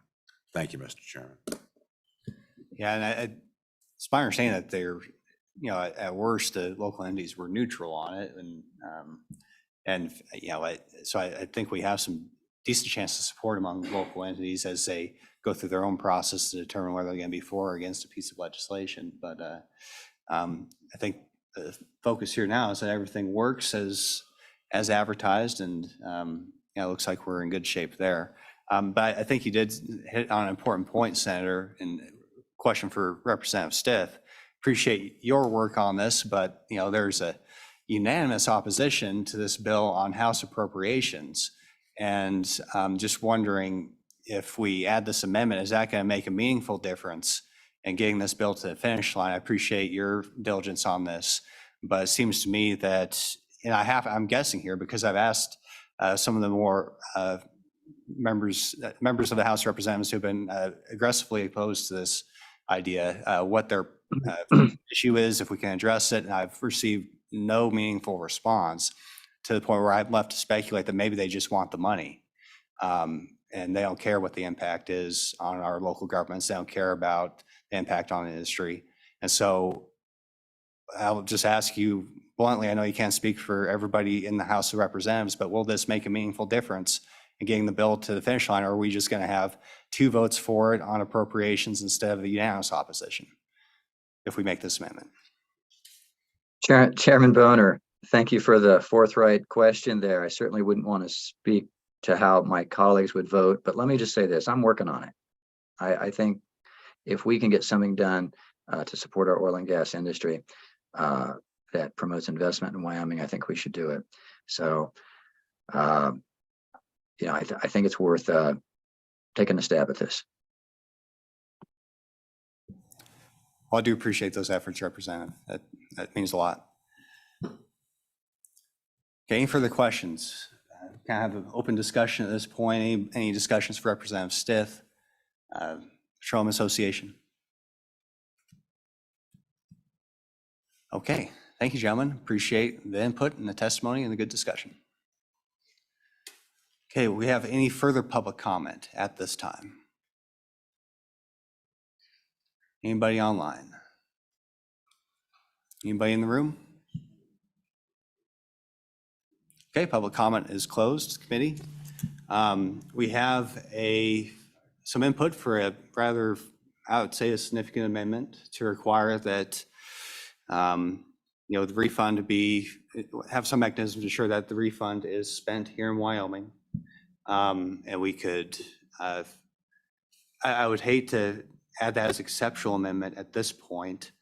We could either, kick this bill to the next meeting we have in November, or we could force some members of the House of Representatives to come up with and amend it. And presumably this one would start in the Senate in the budget session. So wondering if the committee has any input as to the best path forward. Senator Kolb. Yeah, thank you, Mr. Chairman. Just kind of add on to what was spoken about. I think at least we need to add in Representative Stith's amendment. And I say that because it'll give House Appropriations, and I don't know how appropriate it is to talk about this in this committee meeting, but it's the truth. House Appropriations give them something to consider besides what we've tried in the past and failed. So I'm interested in being successful. And if this helps out that effort, I think it's worth putting in the bill, and we'll see how it works through the process if it does move through the process. But at least we'll probably have a better understanding of what they oppose And about the past bills, I suspect it is exactly what you'd said. They want to just keep the money for themselves. I get that. I mean, everybody thinks they're, I don't know, superior to the next fella when it comes to how they want to spend money. And of course, they hold all the cards. So here we sit. So I think that this I'm not opposed to the bill the way it's written, but I think to make it more palatable and to make it more presentable in a way that can be worked during the legislative session, that I would like to have Representative Stith's amendment worked into this bill as an alternate. Thank you, Mr. Chair. Okay, Representative Winter. Yes, thank you, Mr. Chairman. It seems to me that in order to keep that money in Wyoming, there ought to be an incentive somewhere that the state could provide these producers to seriously consider any kind of a incentive here to continue to invest in the state of Wyoming. So I think something along that line with Representative Stith's proposal, I think might work. Okay, any further discussion, committee? Okay, well, so it looks like, go ahead, Senator Kolb, you got something? Yeah, Mr. Chairman, I'm sorry. So we're gonna have a motion for the bill, for a bill draft, or with the proposed amendments introducing Representative Stith's amendment to said bill. I would make that motion if that's the right time, Mr. Chairman. And so the motion is to forward it to the next meeting with, and that'll give us time to throw the amendment in, make sure we work it, make sure it's ready. Yes. With, at this point, it's pretty conceptual. And there's lots of different ideas, it seems like, about how prescriptive we want this to be. But really, it seems from an administrative point of view that the Oil and Gas Commission already has a lot of this information, and it just envisions some sort of partnership between Department of Revenue and the Oil and Gas Commission in a broad, conceptual sense. And we could use as a starting point, and then we can have a discussion as to how prescriptive we would like to be. Certainly understand we want to ensure that this refund is used in Wyoming, but for what exactly, that may be a topic of discussion we could think about. So Senator Ellis, go ahead. Mr. Chairman, I don't think we need a motion for that. I think if, the senator wants to withdraw it and you just say absent objection, we'll carry this over to the next meeting and hopefully have some language. I think agree. it might be better. I'll withdraw the motion. I just wanted to make sure we're going to move forward with the bill and in the conceptual state it's in right now. Okay, so absent objection, committee will move the bill forward to our next meeting on November 13th with some direction for a conceptual amendment to have some sort of mechanism to verify that a taxpayer that receives a refund is spending at least that amount in Wyoming. And have that be, and there are already some sideboards on the bill to make sure that, say, for example, we don't somehow, give more of a refund than what they pay in severance tax, for example. So there's already some sideboards in the bill. I think it'd be relatively easy. Don't want to jinx it right out the front, right out the gate here, but seems like that could be something we could add, an additional sideboard, if you will, on the bill. So, okay, so are we good to go, Talise? Okay. Okay, so absent objection. Any further discussion on this topic, Senator Kolb? Yeah, thank you, Mr. Chairman. Just that we also would work with Pete Obermuller and on this conceptual idea. Absolutely. I think the goal here of interim work is to have broad buy-in from everybody affected by a particular policy. So we'll certainly continue to do that.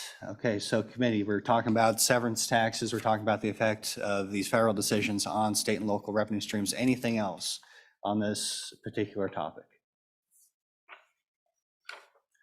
Okay, seeing none, we'll go ahead and take a break. It is 10:07 and, well, goodness, we are pretty well ahead of schedule, as we will do on this committee every once in a while. So let's just go ahead and say 10:25. Come back at 10:25 and we'll get going again.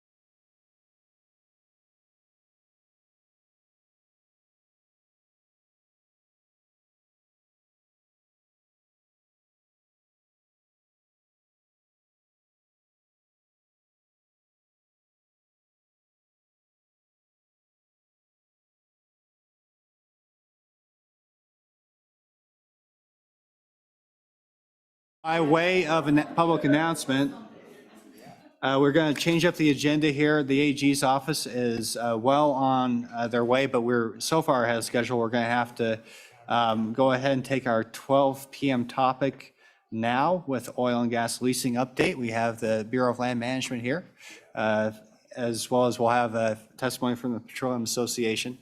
So welcome back.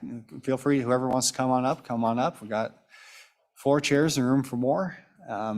Introduce yourself for the record, and please give us an update as to what all is happening in the world of oil and gas development with the Bureau of Land Management.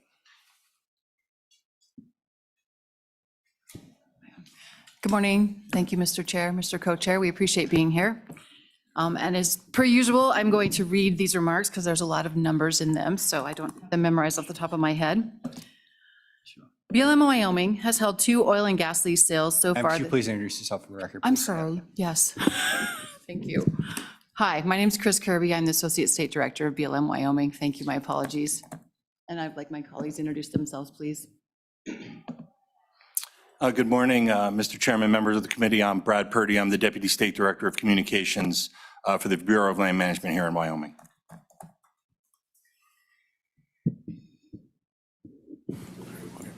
Good morning, Mr. Chairman, committee members. My name is Bill Beck. I'm the Branch Chief of Fluid Metals Operations in the Wyoming State Office for the BLM here, and I'm in Cheyenne. Okay, please proceed. Thank you. Thank you. Again, my apologies for that. BLM Wyoming has held 2 oil and gas lease sales so far this year, one in June and another in September. Our next lease sale is scheduled for November 28th. The June second quarter sale offered 116 parcels covering 127,014.62 acres. In total, 67 parcels covering 69,149.39 acres sold, with total receipts of $14,776,920. The September quarter 3 sale offered 81 parcels covering 67,182.78 acres. In total, 53 parcels covering 35,701.21 acres sold, with total receipts of $13,207,883.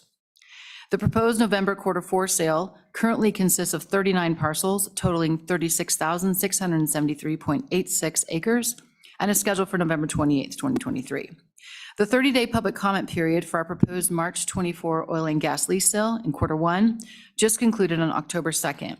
This sale currently consists of 36 parcels totaling 19,140.94 acres. During fiscal year 2023, BLM Wyoming has approved over 627 applications for permits to drill, or APDs, with 585 pending APDs. We've also received 733 new APDs this fiscal year, and there are currently over 1,900 federal APDs approved and available to drill by industry in Wyoming. As a quick reminder, in August of last year, the President signed the Inflation Reduction Act into law. The act did change several oil and gas fiscal provisions. Minimum bids for all offered parcels increased from $2 per acre to $10 per acre. Royalty rates are now set at 16.67%, up from the previous 12.5%. And rental rates are now $3 per acre for the first 2 years, $5 per acre for 3 years, or for years 3 through 8, and $15 per acre in years 9 and 10. Prior to the Inflation Reduction Act, rental rates were $1.50 per acre for the first 5 years and $2 per acre for each year thereafter. The BLM is also proposing updates to its onshore oil and gas leasing regulations to modernize the program, ensure a balanced approach to public lands management, ensure a fair return for American taxpayers, codify new provisions from the Inflation Reduction Act and bipartisan infrastructure law, and implement the reforms laid out by the Department of the Interior's report on the federal oil and gas leasing program. The proposed rule is the BLM's first comprehensive update to the federal onshore oil and gas leasing framework since 1988.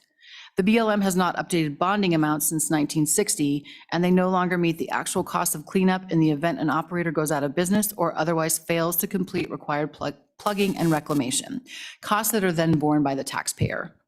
The onshore oil and gas leasing rule is proposed to increase the minimum lease bond amount from $10,000 to $150,000, increase the minimum statewide bond amount from $25,000 to $500,000, eliminate nationwide and unit operator bonds, and include additional protections for surface owners.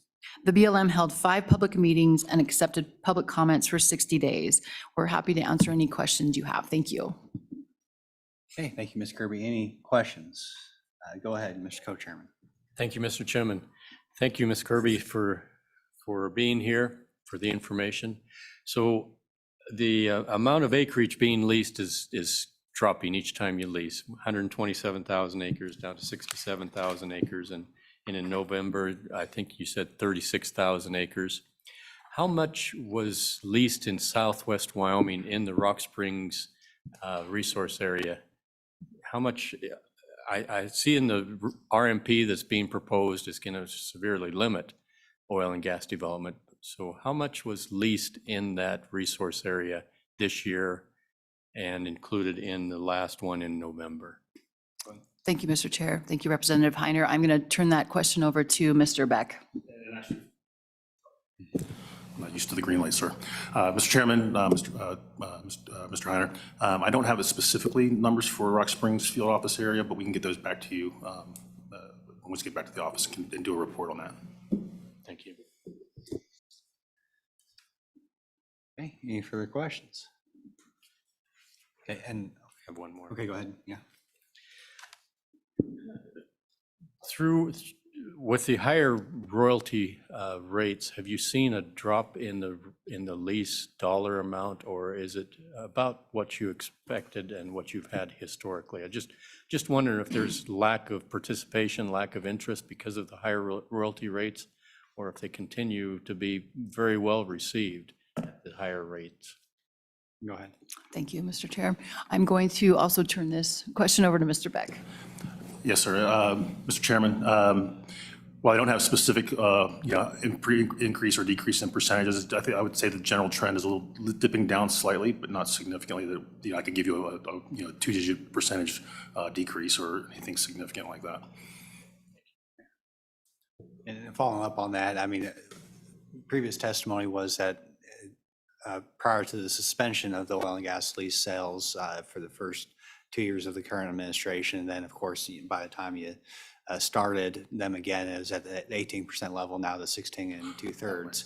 But prior to that time, at least on a parcel basis, I didn't jot down the acreage. It was about 122 parcels on average per quarterly sale leading up to that royalty rate increase. It seems like there's been a significant decrease in the number of parcels. Now, acreage, I could probably go back and double check, but it seems like there's been a significant change downward since that time. And, perhaps it's due to the royalty rate, perhaps it's due to everything else, all the other changes, but it would be helpful to, I think, do you have that with you right now? Could you give us a general sense of where we were at before all these changes happened to where we're at now? Correct. And Mr. Chairman, thanks for the clarifying question, because I think I misunderstood the co-chairman's question. On a bid level basis, I think we're about the same. It's not really much change on a bid level basis, so dollars per acre. On the number of parcels, I can tell you that in 2023, 197 parcels were offered, 67 leases were issued. 2022, 122 parcels were offered and 81 leases were issued. That was the one sale in June. We did not lease in 2021. 2020, we offered 517 parcels, issued 264. In 2019, we offered 670 parcels and issued 563 leases. And that leads to another question I had as far as deferrals. It seems like that has gone up significantly. So if maybe you could just talk us through that process, how you make a decision, what to defer and what not to, that'd be helpful for the committee. Getting the head nod. So, Mr. Chairman, committee members, in terms of the deferral process, there's 2 main lanes in which we defer leases prior to a lease sale. Obviously, priority habitat, priority PHMA, priority habitat management areas are being carved out largely because of two cases in which were being litigated for over 5 years of leasing. So that, of course, has caused us to take pause on how we're going to approach PHMA. In addition to that, as the state knows, we're going through a review of the sage grouse habitat holistically, which also gives us a great pause in the PHMA. So that's the lane number one, and that's used generally straight away. The second lane is with the new IM 2023-007, which gives us new criteria. And on those, for the June 23 sale, there were a total of 50 parcels that were deferred to that, mostly in terms of the habitat criteria and then also on development potential. In the September sale, there were only 4 parcels that were deferred to criteria number 2 and 42 that were deferred in terms of the development potential. And so, sorry, what was that IM number 23? 2023-007. 007, okay.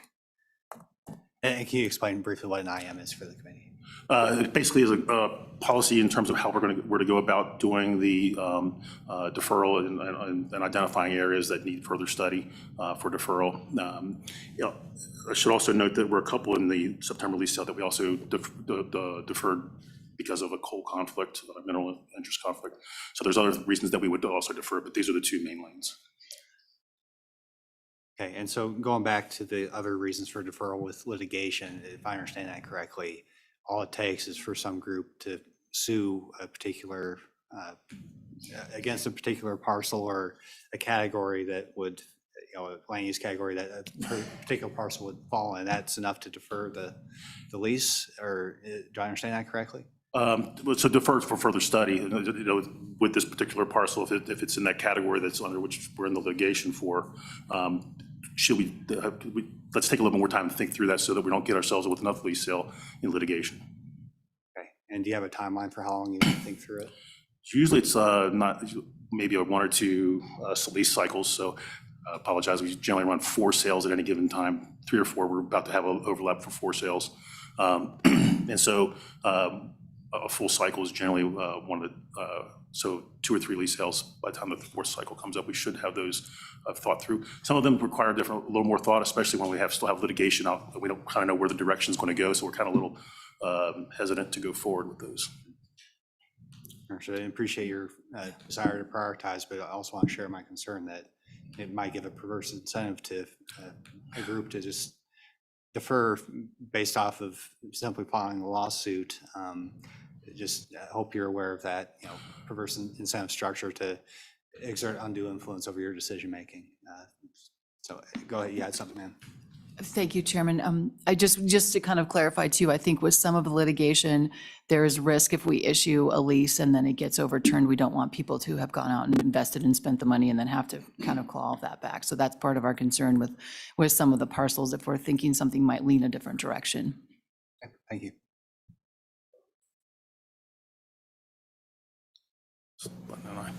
Mr. Chairman, also in at least 2 of those cases, the initial finding from the courts was vacature of the leases. And so that's the reason why we get pause, because of that very reason. Having to undo everything would be not only a burden to the BLM to kind of unravel everything, but also to the lessees, especially that they think they've got a lease. In some cases, they may have a permit and having to undo that. Okay, go ahead, Mr. Co-Chairman. Thank you, Mr. Chairman.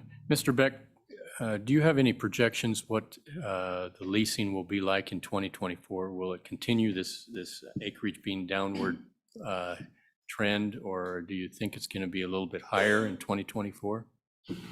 Mr. Co-Chairman, Mr. Chairman, thanks for the question. I wish I had the crystal ball that would say I could tell you what's happening or what's going to happen. We're just really dependent upon the nominations, the expressions of interest from industry.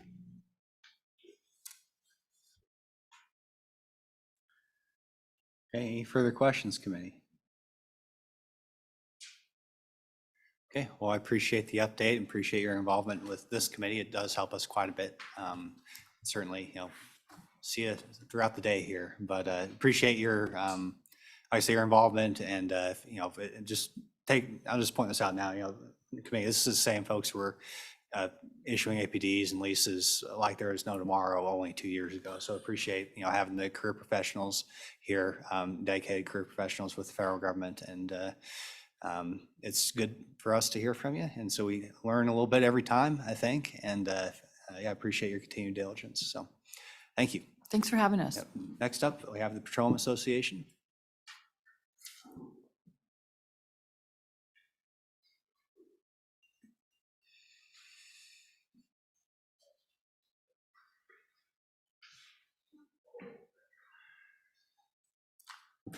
Welcome. Please introduce yourself for the record and proceed with the testimony. Thank you, Mr. Chairman, and members of the committee. I'm Colin McKee, the Regulatory Affairs Director for the Petroleum Association of Wyoming. And so I do appreciate you all having this conversation on your agenda. I hope you made a note of the questions you just asked, because I would also like a chance to respond to them.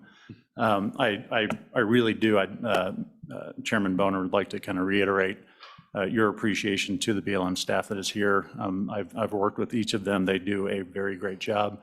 And so I do appreciate their efforts. There is a lot going on right now in the leasing world. So what I thought I would do is kind of break my conversation up with you all into two parts. One would be the BLM leasing rule that was just out for public comment and closed recently, kind of go through some of the provisions there, see if you have any questions, and then we'll move into some of the leasing issues that we're seeing directly in Wyoming. So on the BLM's proposal to revise their oil and gas leasing program, again, the comment period for that recently shored up.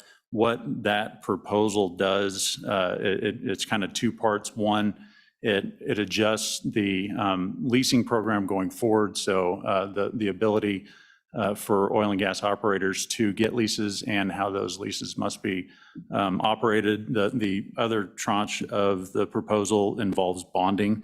I believe I provided PAW's comment letters to the committee, so you get an idea of what our reaction was to BLM's proposal there. One of the areas that the leasing program incorporates are the provisions that were passed in the Inflation Reduction Act. There's not a lot that we could do there. They increase royalties, increase rentals, fees on expressions of interest, and a methane fee that's assessed, among some other things. What the BLM did in addition in that proposal is they've added a slew of new considerations that must be looked at when they're trying to operate their oil and gas program. So one of the things that they've incorporated or proposing to incorporate are those provisions that Mr. Beck talked about in that instruction memorandum. So there are 5 criteria that the BLM will intend to provide additional weight when they're considering what leases to offer or not. The BLM has made it very apparent that they now have the ability to nominate parcels on their own, so they don't only have to issue or consider for lease expressions of interest that have come from industry, but they can create their own. And they've also explicitly said that they have the ability to rearrange the acreage that industry submits through expressions of interest, so they don't have to offer the expression that was given to them. They can kind of give or offer what they want. There are other provisions in there that deal with diligent development. One of the aspects that was in the Inflation Reduction Act was to increase the rentals as the duration of a lease went on.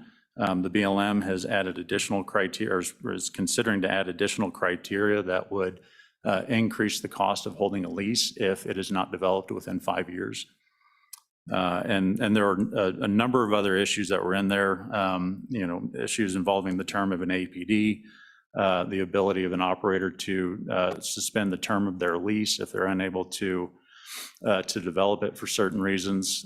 It was a 300-page proposal where they really went into almost every aspect of their oil and gas leasing program and have made some wholesale changes. So there was a lot in there, and our response to the BLM was to try to highlight some of the primary things that we thought would affect Wyoming industry.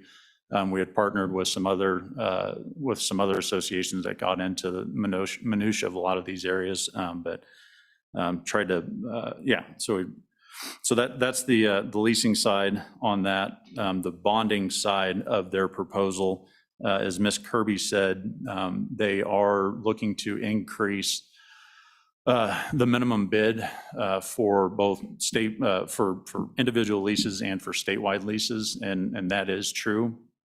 But when you read through the rule, it gives the impression that going to a minimum bond amount is not what they intend to do. So the BLM has always had the ability to conduct an adequacy review. So if they feel that the risk associated with some assets is not commensurate with the bond, that they can go through and adjust that. It seems the way they've acted in the past is to assume that the minimum lease is fine and they would only do that adequacy review if they thought it was needed. They've turned that around in this, and they're basically making the assumption that every asset out there is more risk than the minimum amount, and they are really intending to require full cost reclamation for bonding. And so if you use the numbers that they provided in the proposal, they have an average estimate to reclaim a well of $71,000. And so if you read the rule the way it is written, they're really, it seems their intention is to require every well that is on public lands to have that $71,000 of reclamation bonding. So they've identified the reason they want to revise the bonding, the reason they give in the rule, revise the bonding revisions, is that on an average year, the BLM has to plug and abandon about 15 wells nationwide. And that comes at a cost to the BLM of about $2.7 million. And so they say that is a cost that the American public should not incur. I'd note that last year, nationwide, the oil and gas, federal oil and gas development generated about $16 billion in revenue. So the revenue versus the cost there's a huge disparity there. But so 15 wells per year have to be P&A'd $2.7 million. There are 94,000 wells on federal lands. So for the BLM to have to P&A 15 per year is an incredible rounding error in the sea of wells out there. There are processes in place where if a well is abandoned, you can look to prior record holders to cover that cost of plug and abandoning, and that works most of the time. Like I said, there's 15 that they have to do on their own. So to cover a liability of $2.7 million per year, they're now wanting to go to a full reclamation cost for every well. In Wyoming, we have about 27,000 wells that have a federal nexus. And so if you go to the extreme result, 71,000 times 27,000 is a $1.9 billion bonding requirement for Wyoming operators. In the proposal, the BLM makes and this is the national BLM, they make a broad assumption that operators can go to the surety market and they can get bonds to cover, they can get surety bonds to cover this reclamation liability and pay a 3.5% interest rate on the cost of the bond per year. So it's not going to be an incredible cost industry. And there are a number of larger operators that do have access to the surety market. The Wyoming BLM right now holds $85 million in financial instruments to cover the cost of reclamation. 84% of that is surety, 16% is not. And so then the 16% that's not are the smaller oil and gas Wyoming operators that just, they don't have the collateral or the capacity to obtain surety bonds. So what they have to do is go get financial instruments that require dollar for dollar cost. So what this means for Wyoming is about $1.5 billion eventually will be covered by surety bonds, and about over $300 million will be required of dollar for dollar small operators to go get dollar for dollar coverage for bonding. And they have 1 to 2 years to make that transition. So the first part of the leasing rule is going to have implications for operators' willingness to want to continue to drill in the state.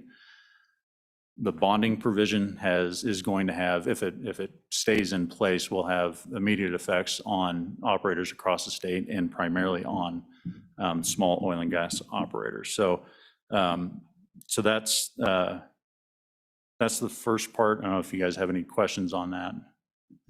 Any questions about the bonding? No? Okay, well, on that, and these federal bonds are in addition to bonds required at the state level, is that correct?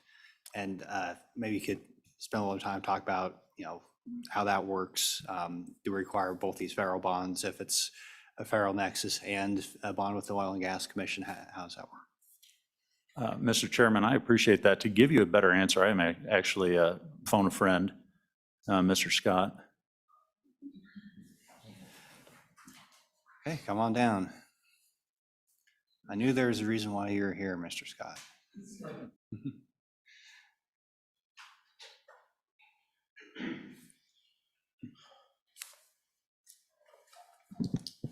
Joe Scott with Wyoming Oil and Gas Commission. Can you repeat the question so I can make sure I get it specifically I'm correct? just wondering, we heard about the changes to federal bonding requirements. What are the state bonding requirements? Do they run, for lack of a better word, concurrently with the federal requirements? If there's a federal nexus, how does that work? Sure. So the Oil and Gas Commission bonds fee wells. So that gets sticky when you talk about horizontal wells. Horizontal wells aren't generally a problem because they're new enough. They aren't generally idle and are still at this point currently operated by larger operators. So on the fee side for your normal wells, the Oil and Gas Commission has a blanket bond in place of $100,000, and that covers essentially up to 10,000 feet of idle wellbore. If you have less than 10,000 feet of wellbore, then we bond $10 a foot in individual well bonds. And then above that threshold, we run every operator every year, and we look at how many wells have been idle more than 1 year, and then we ship the operator plans. They return and say, oh, I'm gonna plug this well in Q2, I'm gonna react this well and whatever, and then we can consider those plans. But any well that doesn't really have solid plans moving forward, then we add to a bonding list, and then that gets multiplied by $10 a foot in most cases. So our bonding is flexible, to the wells on the ground. There's examples in our comment letter where the BLM would be, bonding. You see, you have one coal bed well that's 1,000 feet deep on a lease. Well, that's a $150,000 bond for a well that costs $7,000 to plug and reclaim. That doesn't make any sense to me. And I think 36% of our instruments, somewhere about there, are in CDs or letters of credit, cash. And that would probably be at a local bank potentially, or is that a little bit more, those smaller bonds, are they more local financial institutions, or you have They can be any approved bank, so a lot of them are in state and a lot of them are out of state, but they generally represent operators who don't have access to a surety market. And the other thing about that surety market, I think that might be the reason the BLM has a larger percent of sureties, is it used to be more accessible. In the last 5 years, it's become less accessible. I've heard from lots of operators, or have lots of operators that have, older bonds that they were able to get with a surety that they would never be able to get today, just because of how surety markets have looked at risk in the oil and gas space. Okay, any further questions? Go ahead, Senator Kolb. Yeah, thank you, Mr. Chairman. About the difficulty getting bonding from the banks. Is it maybe ESG? Is that the reason why their market's drying up, that they can't get those? I mean, did they elaborate on why they couldn't get those bonds, besides the oil and gas risk, I suppose? But beyond that, is there anything beyond that that you've heard influences their inability to get bonding? Thank you, Mr. Chairman. Senator Kolb, Mr. Chairman, I think in general, they're able to find a bank that would work with them. I don't get the complaint that, a particular entity just refuses to do oil and gas. It's more the way they value the required valuation and collateral that's that's required, which often is 100%.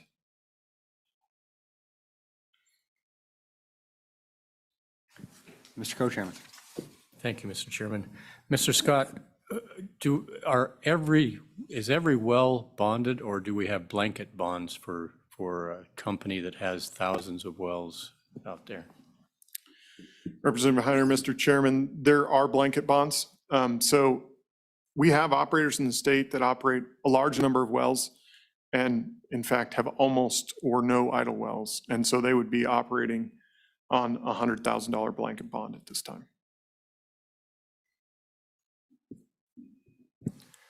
Any further questions on bonding?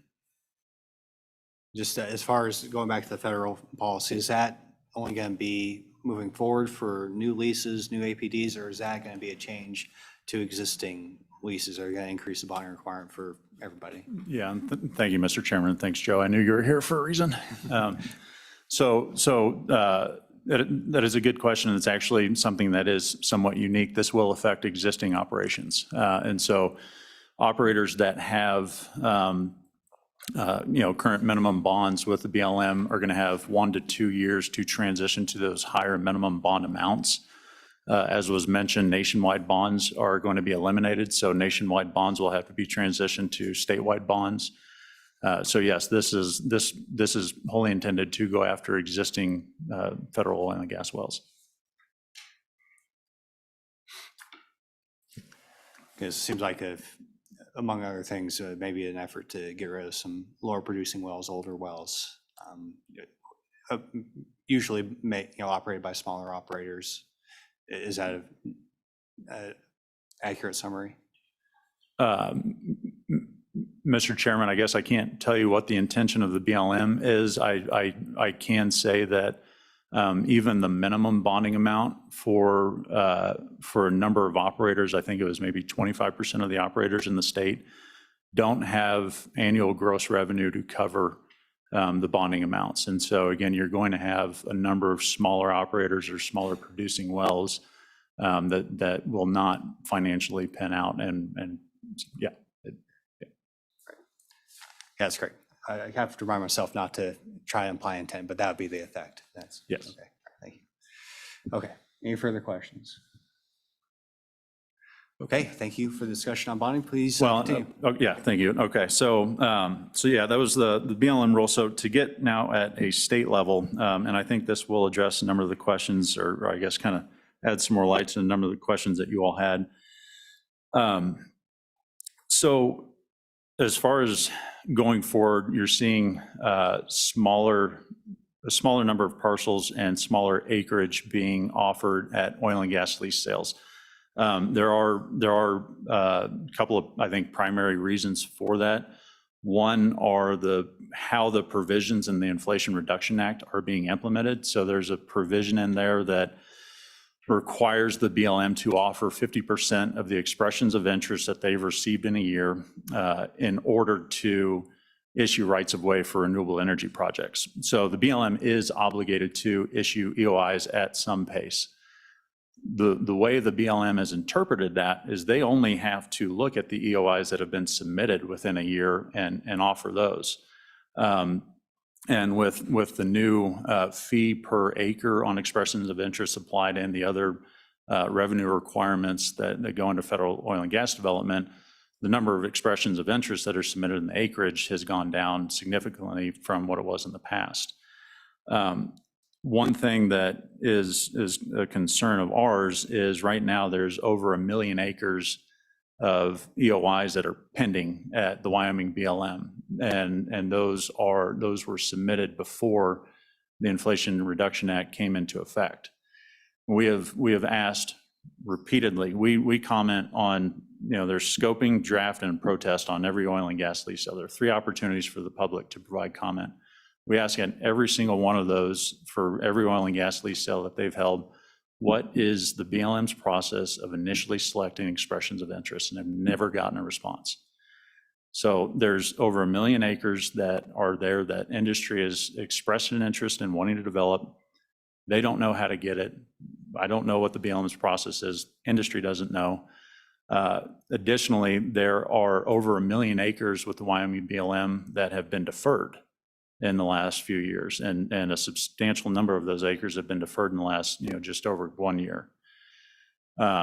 That's another thing we've asked the BLM in every one of these common opportunities, what is the process? So the BLM claims that there's some criteria that is necessitating that parcel be deferred. Well, BLM, what is the process to correct that criteria, to fix that issue, to get that lease at a deferral status and available for sale? And we did get an answer in their response to comments on the Q3 lease sale. And the answer is the state director has discretion to choose which leases he does or does not want to be included in a sale. And if a lease is deferred, then it is reevaluated at the earliest time possible. And the way I read that, and I don't want to be critical, but the way I read that is the state director has all the discretion to choose what they want, and then they can reevaluate at whatever point in the future whether they want to offer a lease. So they're going into this, deferral status, and it's at the director's discretion whether to ever offer it again. There are 36,000 acres that are coming up for the Q4 sale. There are 19,000 acres that are currently on the list for the Q1 sale. We're very happy to see acreage being offered. That's great. Industry is buying some of these parcels, especially in Converse County, all over the state. So, I mean, we are encouraged to see operators continuing to want to bid on parcels, but there's an incredible backlog that's sitting there that they can't get their hands on. There are leases that were purchased in Q4 of 2020, which the BLM has still not issued to the operators. I believe it was about 160,000 acres. And that's the only time that's ever happened, where leases have been purchased and not been issued. So there's those issues. I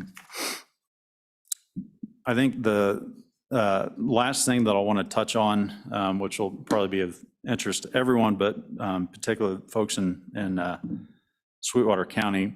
So the Q4 lease sale protest period is currently open, and it closes on October 19th.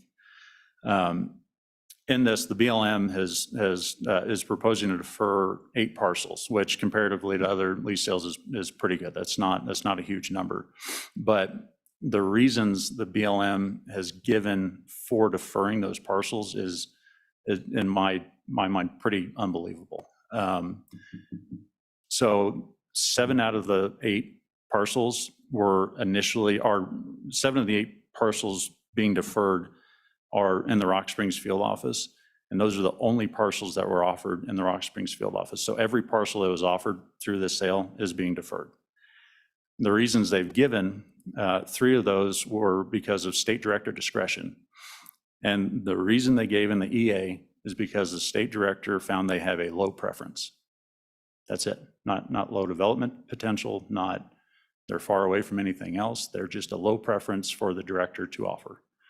2 of them are deferred based on greater sage-grouse prioritization, where the BLM has been deferring a number of parcels if they are within what we know as core area for sage-grouse, even though the RMPs that the BLM is abiding by do not require them to defer in core. And then the last two parcels that are being deferred are due to their location and sage-grouse connectivity corridor. And there is no connectivity corridors located in the Rock Springs field office. So they found 3 different reasons to defer every lease that's in the Rock Springs field office. And it just so happens that it coincides with when the RMP is out for public comment, and then they selected alternative B as their preferred. So not to belabor it anymore, happy to answer any questions. Stuff that's going on a national level is going to have impacts for Wyoming, and it's substantial.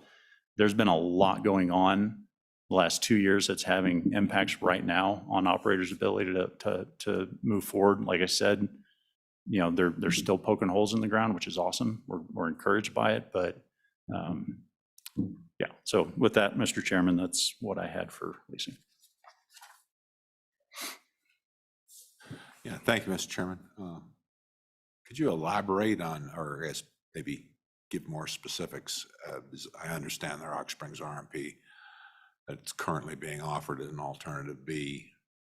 Is it true that if alternative B becomes what the outcome is of the agency, like that's what's going to be published? I'm probably not saying this exactly correctly, that these leases that you're talking about are gone because they won't, are they going to offer this in an exclusionary area? Because I understood that if it's a new lease, there's no leases. I mean, they're very limited. And if they have a lease, then of course those leases move forward. If, as to say, those leases were approved. So I guess, could you please help me out with, if the preferred alternative B becomes what is going to be published by the BLM as their position, which I assume it will, but yeah, what does that mean to these leases that they have not approved and put on hold for whatever reasons they come up with currently, whatever their excuses are? Yeah, Mr. Chairman, and I knew ending on that note was going to tie in the discussion for this afternoon as well. But so Senator Kolb, again, I mean, the leases that have been deferred are in a deferral status that, from the BLM's comments, is at the state director's discretion of whether to offer them in the future or not. So in the current RMP, those acres have been deemed available for oil and gas development. So if the discretion changes at some point, then they could be made available. As far as, yeah, and as far as the RMP going forward, if they continue with alternative B, what it essentially does is only recognize valid existing leases, and it closes every other acre in the Rock Springs field office to future leasing. So they're in effect managing the field office now on the yet to be finalized RMP.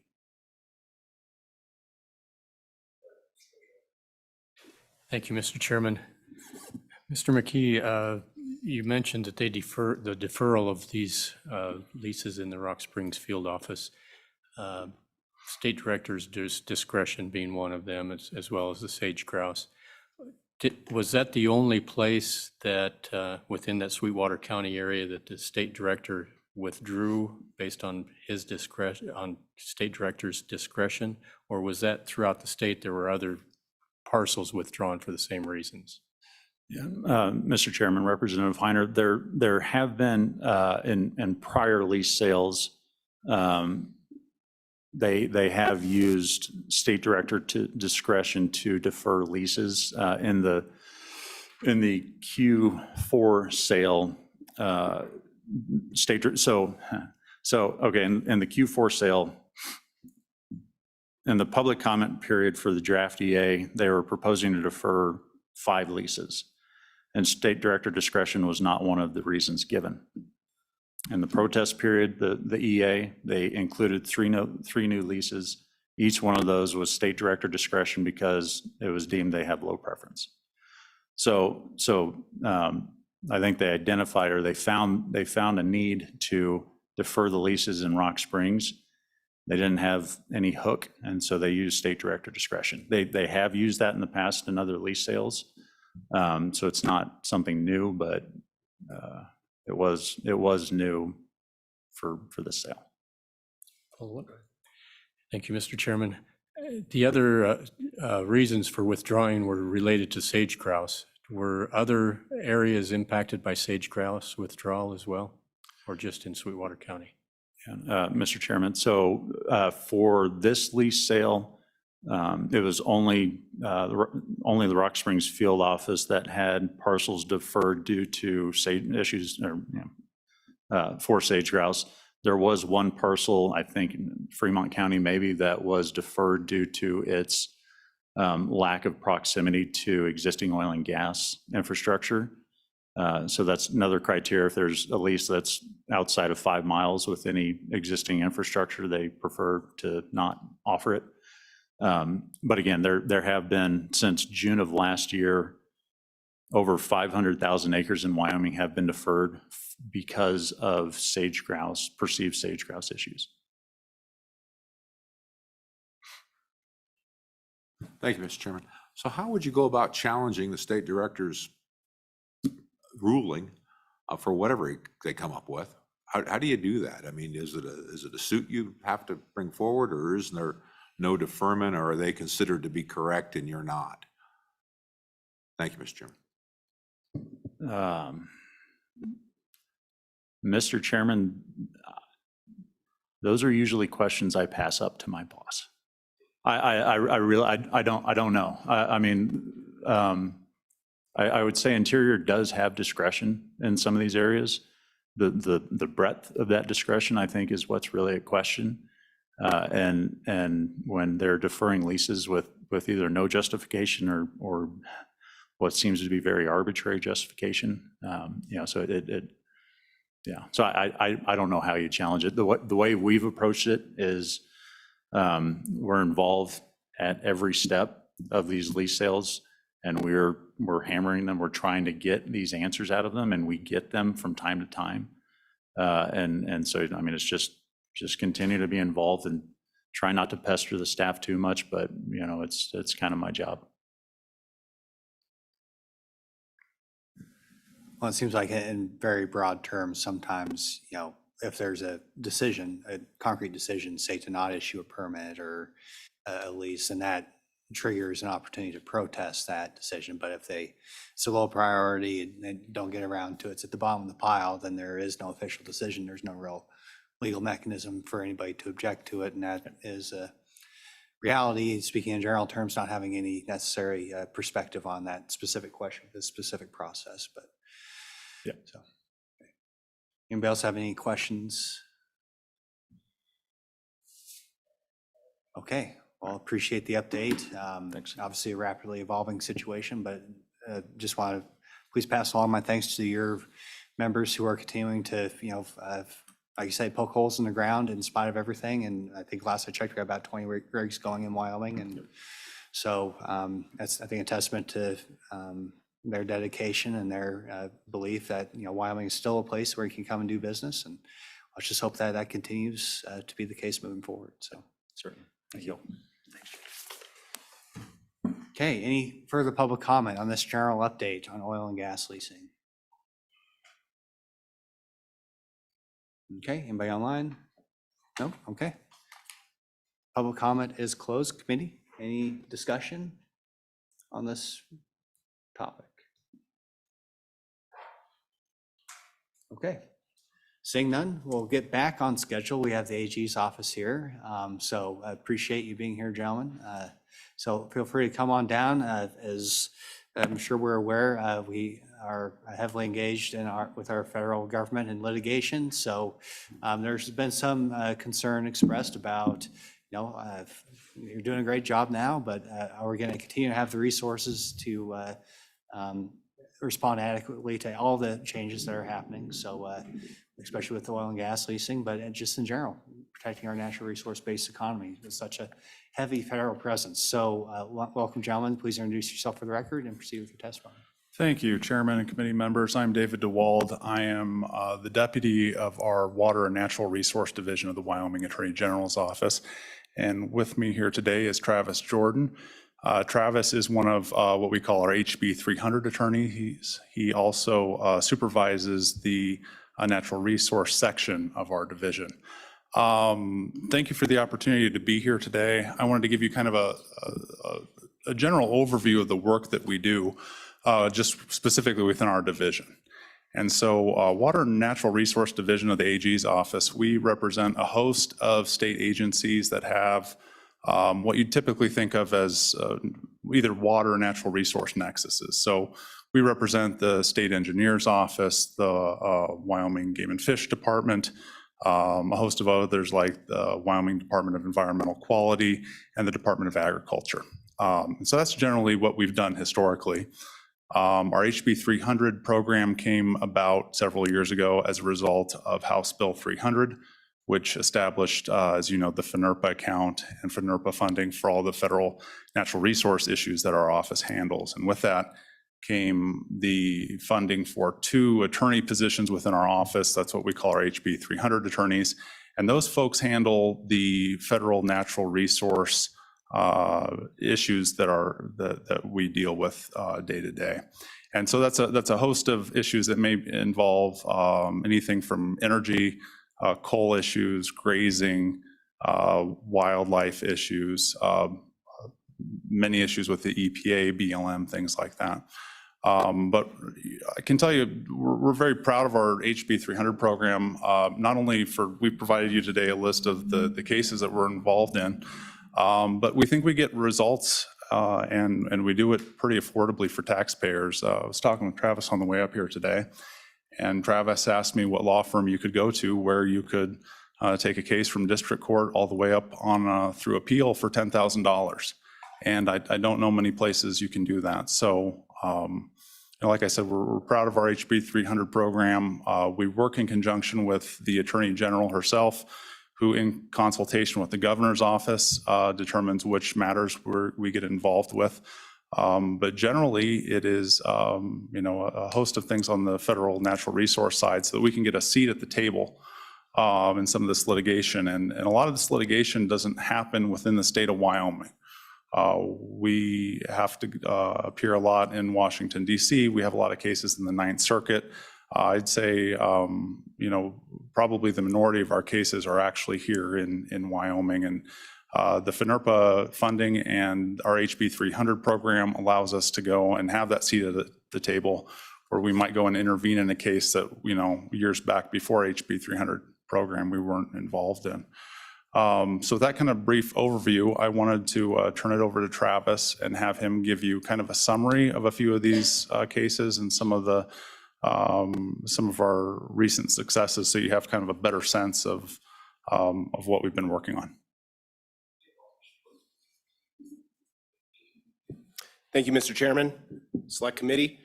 As Mr. DeWald mentioned, we're proud of the HB 300 program, and you've been provided a list of approximately 37 cases that are active as of today, where the state has intervened and litigated those cases. Some notable things, victories have happened this year for the state. One that came most recently was the Regional Haze Challenge, where the 10th Circuit remanded EPA's partial disapproval of the state SIP for NOx and particulate matter. This was an affirmative case the state took against EPA, and the 10th Circuit found that EPA's partial disapproval was arbitrary and capricious. So that decision has been sent back to EPA. One that happened earlier this spring, and this was in light of the Sackett discussion, but the state of Wyoming was involved in the challenge that enjoined the Biden administration's WOTUS rule. That injunction entered prior to the Supreme Court's consideration of the Sackett case. As a result of the Sackett decision, the Biden administration amended their WOTUS rule, but that injunction remains in place. In fact, just last evening, the Department of Justice moved to dismiss their appeal of that injunction, which means that the Biden administration WOTUS rule remains enjoined in the state of Wyoming and in a number of other states until we get to the merits of that case, which would be sometime later this year, if not early next year. One notable victory from last week is that District Court here in Wyoming upheld the Thunder Basin Grassland Plan Amendment from 2020. This involved the prairie dog management plan for that area. This was a case where a number of state agencies and local officials worked with the U.S. Forest Service to develop a plan for managing prairie dogs out in the Thunder Basin, multi-year process. As you may know, there was a lot of issues with up and down plague situation out there and population numbers. The plaintiffs challenged that decision. The state of Wyoming intervened with the Forest Service, and the judge here upheld that decision.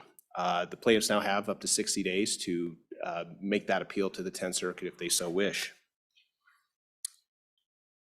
Earlier this year, the 10th Circuit also upheld the normally pressurized lands project out in Sublette County.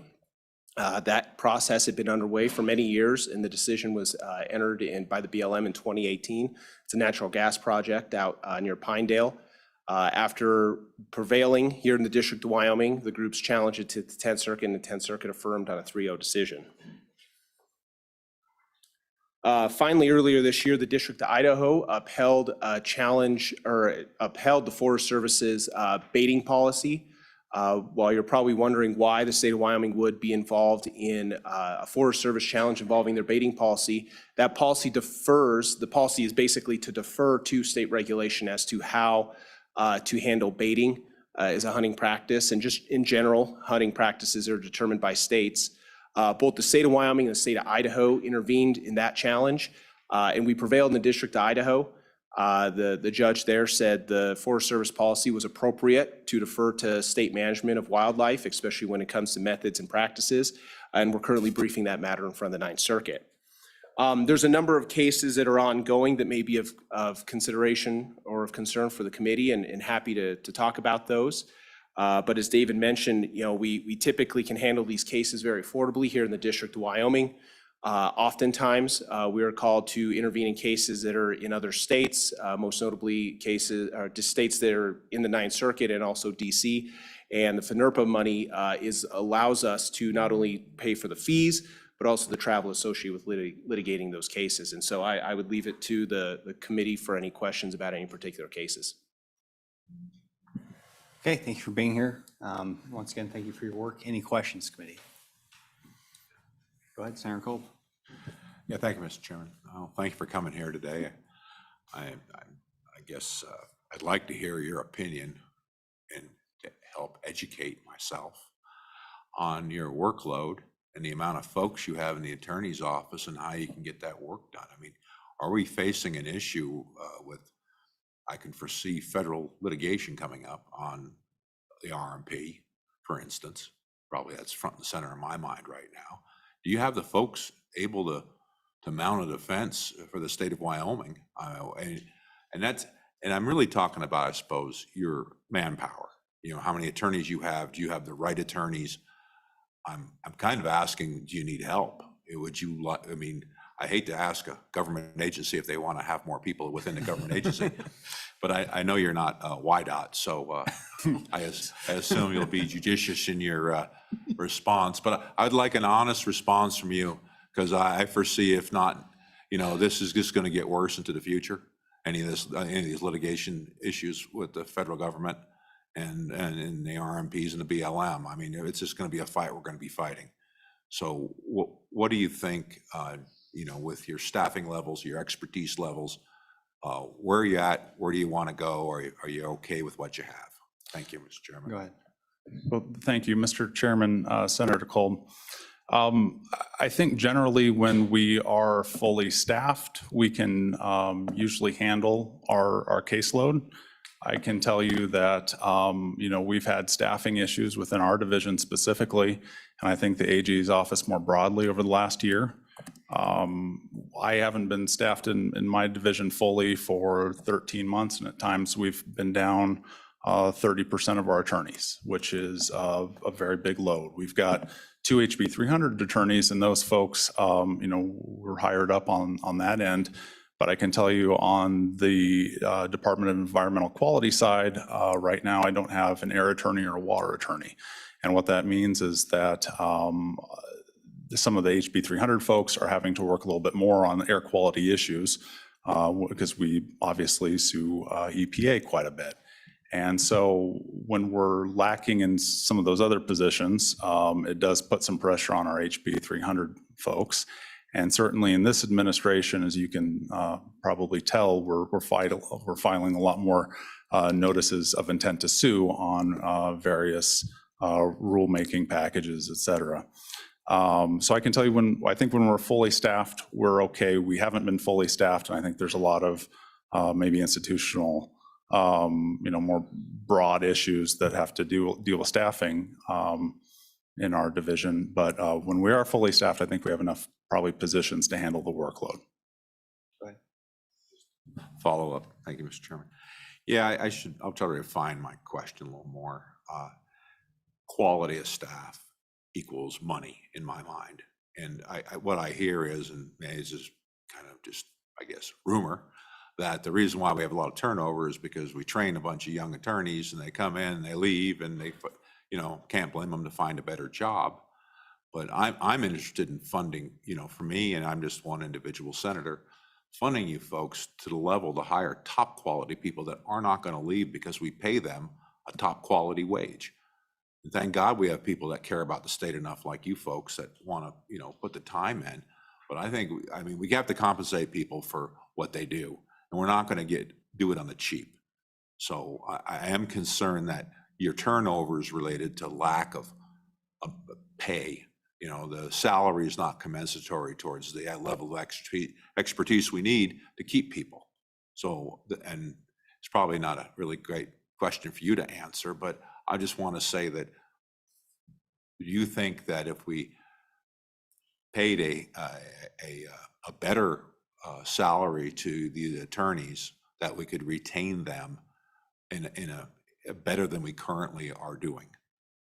And Mr. Chairman, Senator Kolb, I'll tell you from my own perspective, I've come to the AG's office twice from private practice, and both times I took a sizable hit in pay to do that. I really enjoy the work that our division does, and both times that was one of the best decisions I ever made, was to come and work there, but not everybody shares that perspective. And so would more pay help? Probably. I can tell you that we only hire the best quality folks to begin with. So, that might be challenging in this environment right now with what our pay scale is at, quite frankly. Okay. So any further questions at this point? Senator Mr. Chairman? Thank you, Mr. Chairman. I apologize that I'm not there in person, but good to see both of you. Worked with both of you, and I hadn't heard that a permanent replacement for the deputy position was made. So congratulations, David.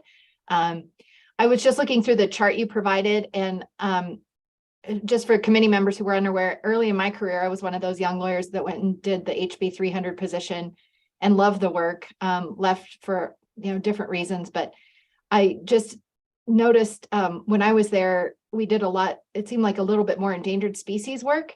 And on the chart that you provided, I only see the grizzly bear lingering. So I'm just kind of curious if, just as an observation, are there fewer ESA problems in Wyoming or challenges, or is it bandwidth? Maybe to piggyback of Senator Kolb's question about, just how many cases we can be involved in. I am just kind of curious what's going on with ESA potential species in Wyoming. And I guess sage grouse is kind of looped into all of that, but every year it seems like that's a legal strategy used to try and prevent development in Wyoming as ESA listing. So just kind of curious what's going on with endangered and threatened species. Thank you. Mr. Chairman and Senator Ellis, we do have a number of ESA related cases. The balance it can definitely ebb and flow, depending on what we're dealing with in any one year. I think probably right now we probably have generally maybe more oil and gas type cases than we might have ESA cases, even though those oil and gas cases might have a nexus to a wildlife or an ESA issue. But I think I'd turn it over to Travis here to maybe give you kind of a brief overview of some of the species related cases we're currently involved with. Mr. Chairman, Senator, you alluded to one of the, I think, notable changes in recent years. It appears there is one ESA case. By our count, we have approximately 8 on that list, and that's because there is a lot of overlap with oil and gas cases and some of the RMP cases we've had to litigate in past years. You see the petition case on there. One of the matters that we're currently waiting a decision on before the District of Columbia involves Wyoming's 10J rule with the black-footed ferret, which allows the state of Wyoming to work with the Fish and Wildlife Service to bring that species back to recovery. Groups challenged that case, and that matter's fully briefed.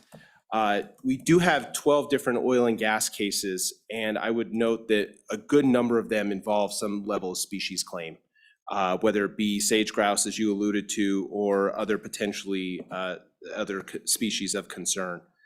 So if there's any other, I think those are the the ones that would involve ESA, but what we're learning is that we're seeing ESA claims appear in challenges involving oil and gas and coal leasing, at least with respect to our federal litigation.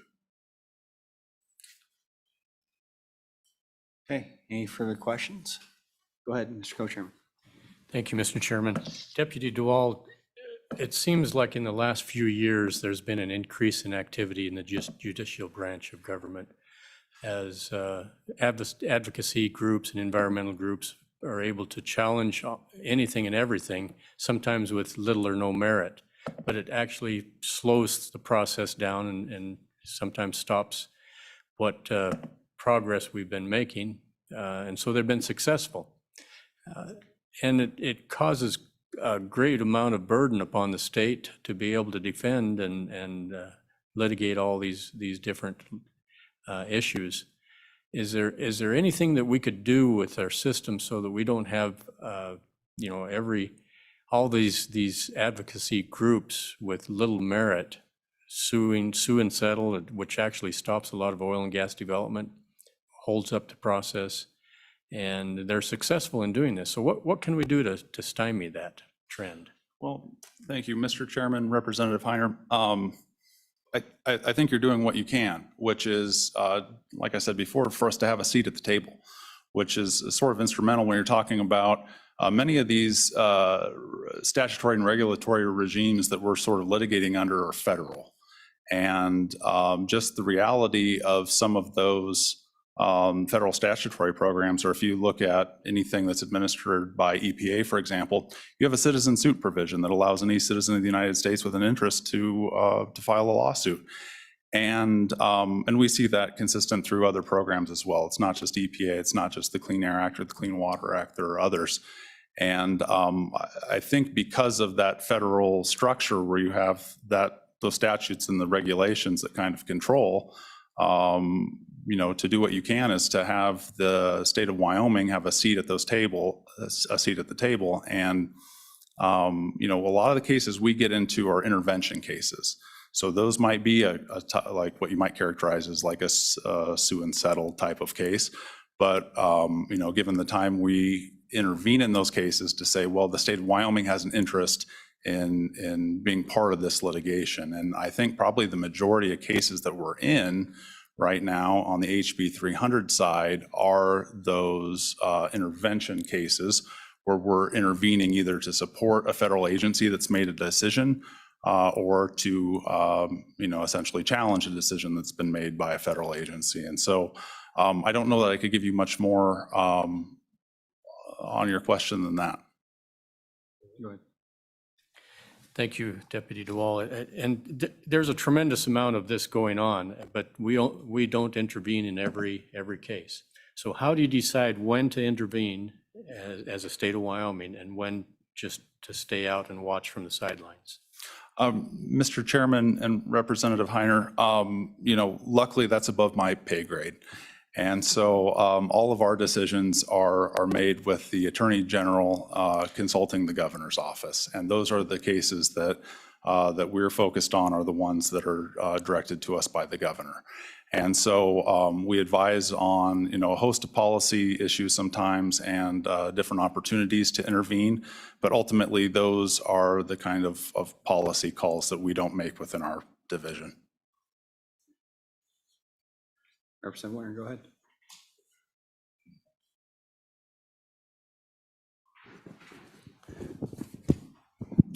Yes, thank you, Mr. Chairman. Gentlemen, I really appreciate you being here today. You've kind of enlightened me, but my question to you would be that, do you ever get any requests from our congressional delegation to assist in some of their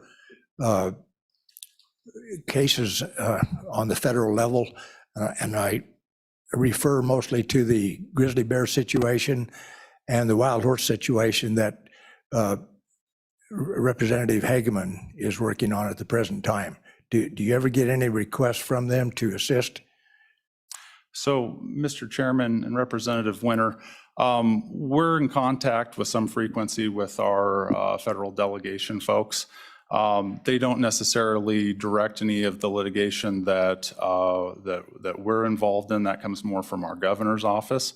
But certainly when there are common interests that we all share, we will from time to time talk to those folks about Wyoming's interests in our litigation, and whether that be the wild horse case that I guess there's a couple of them now that we have recently intervened in, or on grizzly bear litigation. I'm sure, as you know, our delegation generally has supported delisting the grizzly bear for a number of years now.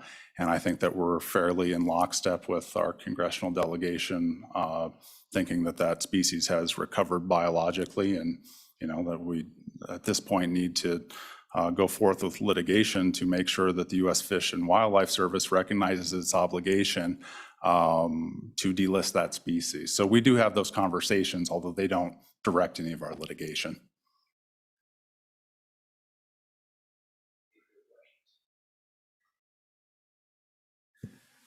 Okay, so I know you stated that, decide whether to pursue a lawsuit or intervene in a case made above your pay grade, but are you aware of any instances where maybe there's a desire to pursue legal action that we did not pursue due to the constraints you mentioned with personnel?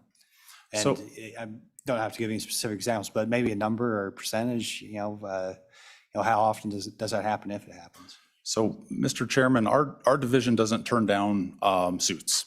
So if there's an opportunity to intervene, we will take that regardless of what it may look like with staffing issues in our division. And to my knowledge, we have never turned down an opportunity to litigate in a FNRPA case based on staffing, if that makes sense. Okay, but it seems like there's the other part of what you do, which is provide legal advice to state agencies. What's the effect of that priority on that function within your division? Just with, sorry, Mr. Chairman, just with respect to advising an agency and also on the HB 300 side.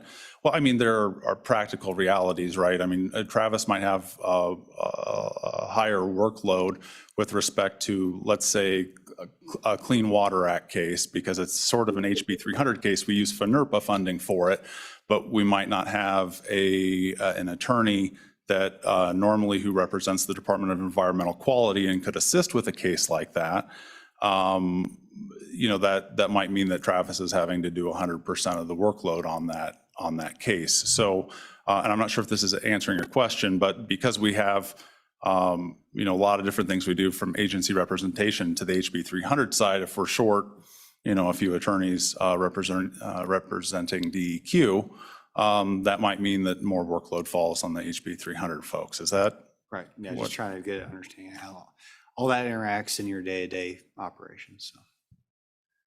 And Senator Boner, Go to ahead. piggyback off of Senator Kolb's question, I know air attorneys, water, just kind of looking at the landscape in Wyoming, those are high in demand areas of expertise. Is there anything in particular that we can do to support you to recruit air attorneys or water law attorneys? I'm just kind of curious. What we're trying to do is support your office. And, that's a difficult thing without kind of having an understanding of, is there a request for additional support? Or we're just trying to hear you and understand you completely. Thank you, Mr. Chairman. Senator Ellis. Yeah, I don't know that I have a silver bullet for you. I can tell you that some of the positions within our division, I think, are some of the most interesting jobs you can have as an attorney, as you probably well know. We've talked a little bit about, pay bands here today, and I think that is probably the lowest hanging fruit. I can tell you that, our attorney pay scale this year, we appreciate the legislature's effort over the last few years to move the needle with respect to employee pay. I think most agencies appreciate that. But I can tell you that after the analysis this year, the attorney pay band went down overall for our office. And I can't think of many circumstances out there anywhere, whether it's in government or private practice, where ultimately it was determined that pay should go down. So That's, I think that's probably the lowest hanging fruit with respect to, trying to attract folks and retain them in our office. And follow-up question. Oh, go ahead. I'm sorry. Yeah, go ahead, Senator Ellis. Just a follow-up question. I know we've tried in the past as a legislative body and through the governor's office and the attorney general's office to kind of create more of a pipeline for clinic work with the University of Wyoming Law School. And I know the clinic kind of fell apart, but then I've heard it's back online. It seems like that would be a great way to recruit some people, some real talent from Wyoming for Wyoming lawyers. Can you give us a status of how involved you guys are with getting that clinic going again? Yes, thank you, Senator Ellis. So the clinic that Senator Ellis is discussing is a natural resource clinic for 3L law students in their third year of study at the University of Wyoming. It's something that we've been engaged in the past. It kind of died during COVID and went away for a couple of years, but we have resurrected it this year. And, how that clinic basically operates is that we have a handful of students. I think this year we have 7 or 8. And they're involved in everything that we sort of do. So they might take an issue on an HB 300 case and do some research and assistance with it. They might take an issue regarding the Department of Agriculture and do a research project on it, or advise a state agency with respect to that. And it kind of gives them some feel about the work that we do within our division and for the state. I can tell you that historically we have never had a great conduit of those folks than ever working in our division. I'm not sure what the disconnect is there. I can tell you this year we've got one of those students who is in the clinic this year and has accepted our air quality position to start next August. So hopefully that's the start of good things, and we look more for that. But certainly I think that it doesn't hurt to have that exposure to folks over at the law school to kind of see the work that we do, the interesting work that we do on behalf of the state to try to move the needle there.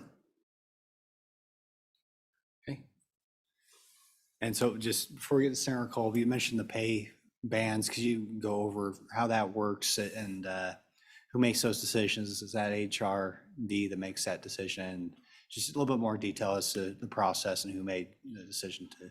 And so, Mr. Chairman, I can't really, because our agency doesn't do that. That's a different agency within the state of Wyoming that makes those determinations. And my understanding is that they do it in conjunction with a consultant.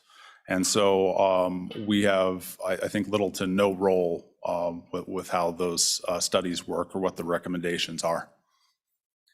And so, just so I understand what happened, there's some decision made to actually lower attorneys' pays in your office. Is that correct? So, Mr. Chairman, not for existing employees. Okay. There's been no employee in the state in our office that has their pay go down. But I can tell you our starting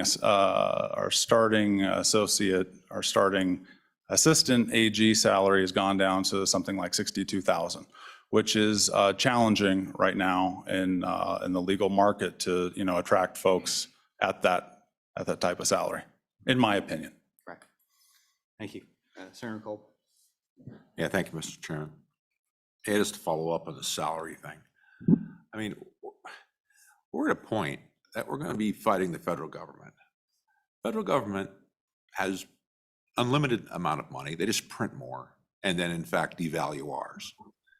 You guys are fiddling around with, I don't know, $65,000 worth of a salary for an attorney that we need to fight the federal government, which they just have fleets of them.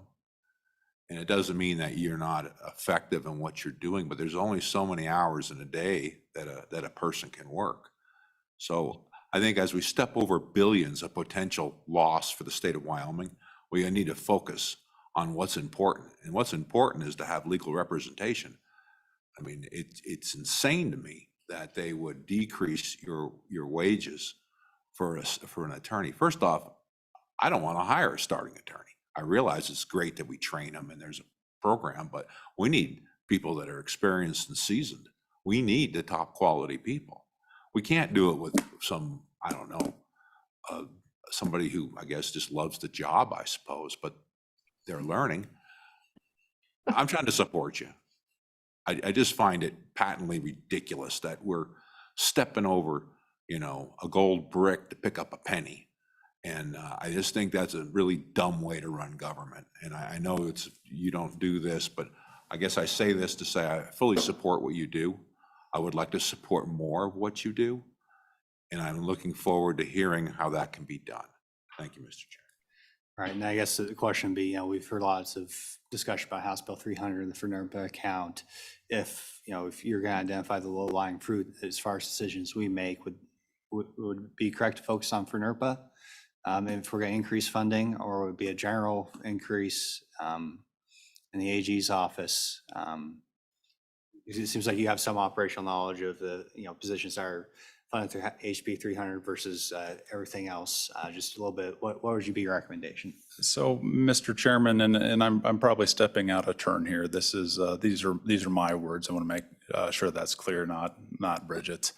I don't think that any adjustment with the FNRPA account is probably warranted. I'm talking about more of an institutional issue that we have sort of across all of our divisions, not just ours.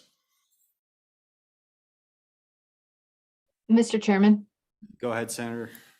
just kind of an observation piggybacking off of that. I think our legislature has continually tried to find ways to make sure that we have the support on the legal side that our agencies need. And I remember a few years ago, we had a conversation about the coal ports in the Pacific Northwest. And, there were some legislators who were adamant that the AG's office needed more money and wanted to start directing how litigation was going. In my view, having worked on some of those issues, was concerned that maybe we were inserting ourselves in a place where we were taking over litigation over private industry. And for a state that values private industry leading the way, had some concerns about that. But I think the larger question is the institutional one. My recollection is that attorneys work at large. They're not involved in a lot of the other kind of how we treat other employees and other agencies. And so some of these are just above, our deputies' recommendations. I think that these are all appropriate questions to ask our governor and our attorney general's office if they want that support. But certainly, share Senator Kolb's concern, like we need to invest in this. We want to invest in it. I think we've opened our arms saying, tell us what you need, but we just need someone to tell us what that is. And I still don't know that we've heard that. And I don't think that these two gentlemen are quite the right people who can speak on behalf of the governor and the attorney general. All right, And if I'm wrong, let me know, but it just seems like this is a question we repeatedly ask. And perhaps that could be something we could discuss further at our last meeting and have that specific request to, what, if we're going to, pursue the low-lying fruit, what's the thing we can do to increase your bandwidth the most? What's the easiest thing we can do? Maybe that's, something that the office can think about and provide a thorough answer in November. But, so any further questions right now? Mr. Chairman, one last thing. I just want to thank both of our presenters right now. I've worked with both of them, really great lawyers, and we should be very thankful that Wyoming has such dedicated attorneys defending the state. Thank you for all that you do. Thank you. Absolutely. Yep, absolutely. Share those thanks. It's been great working with you on at least one or two of these cases. And just keep up the good work, and we'll see what we can do to hopefully anticipate an increase in your workload, make sure you can continue the excellent work that you're already doing.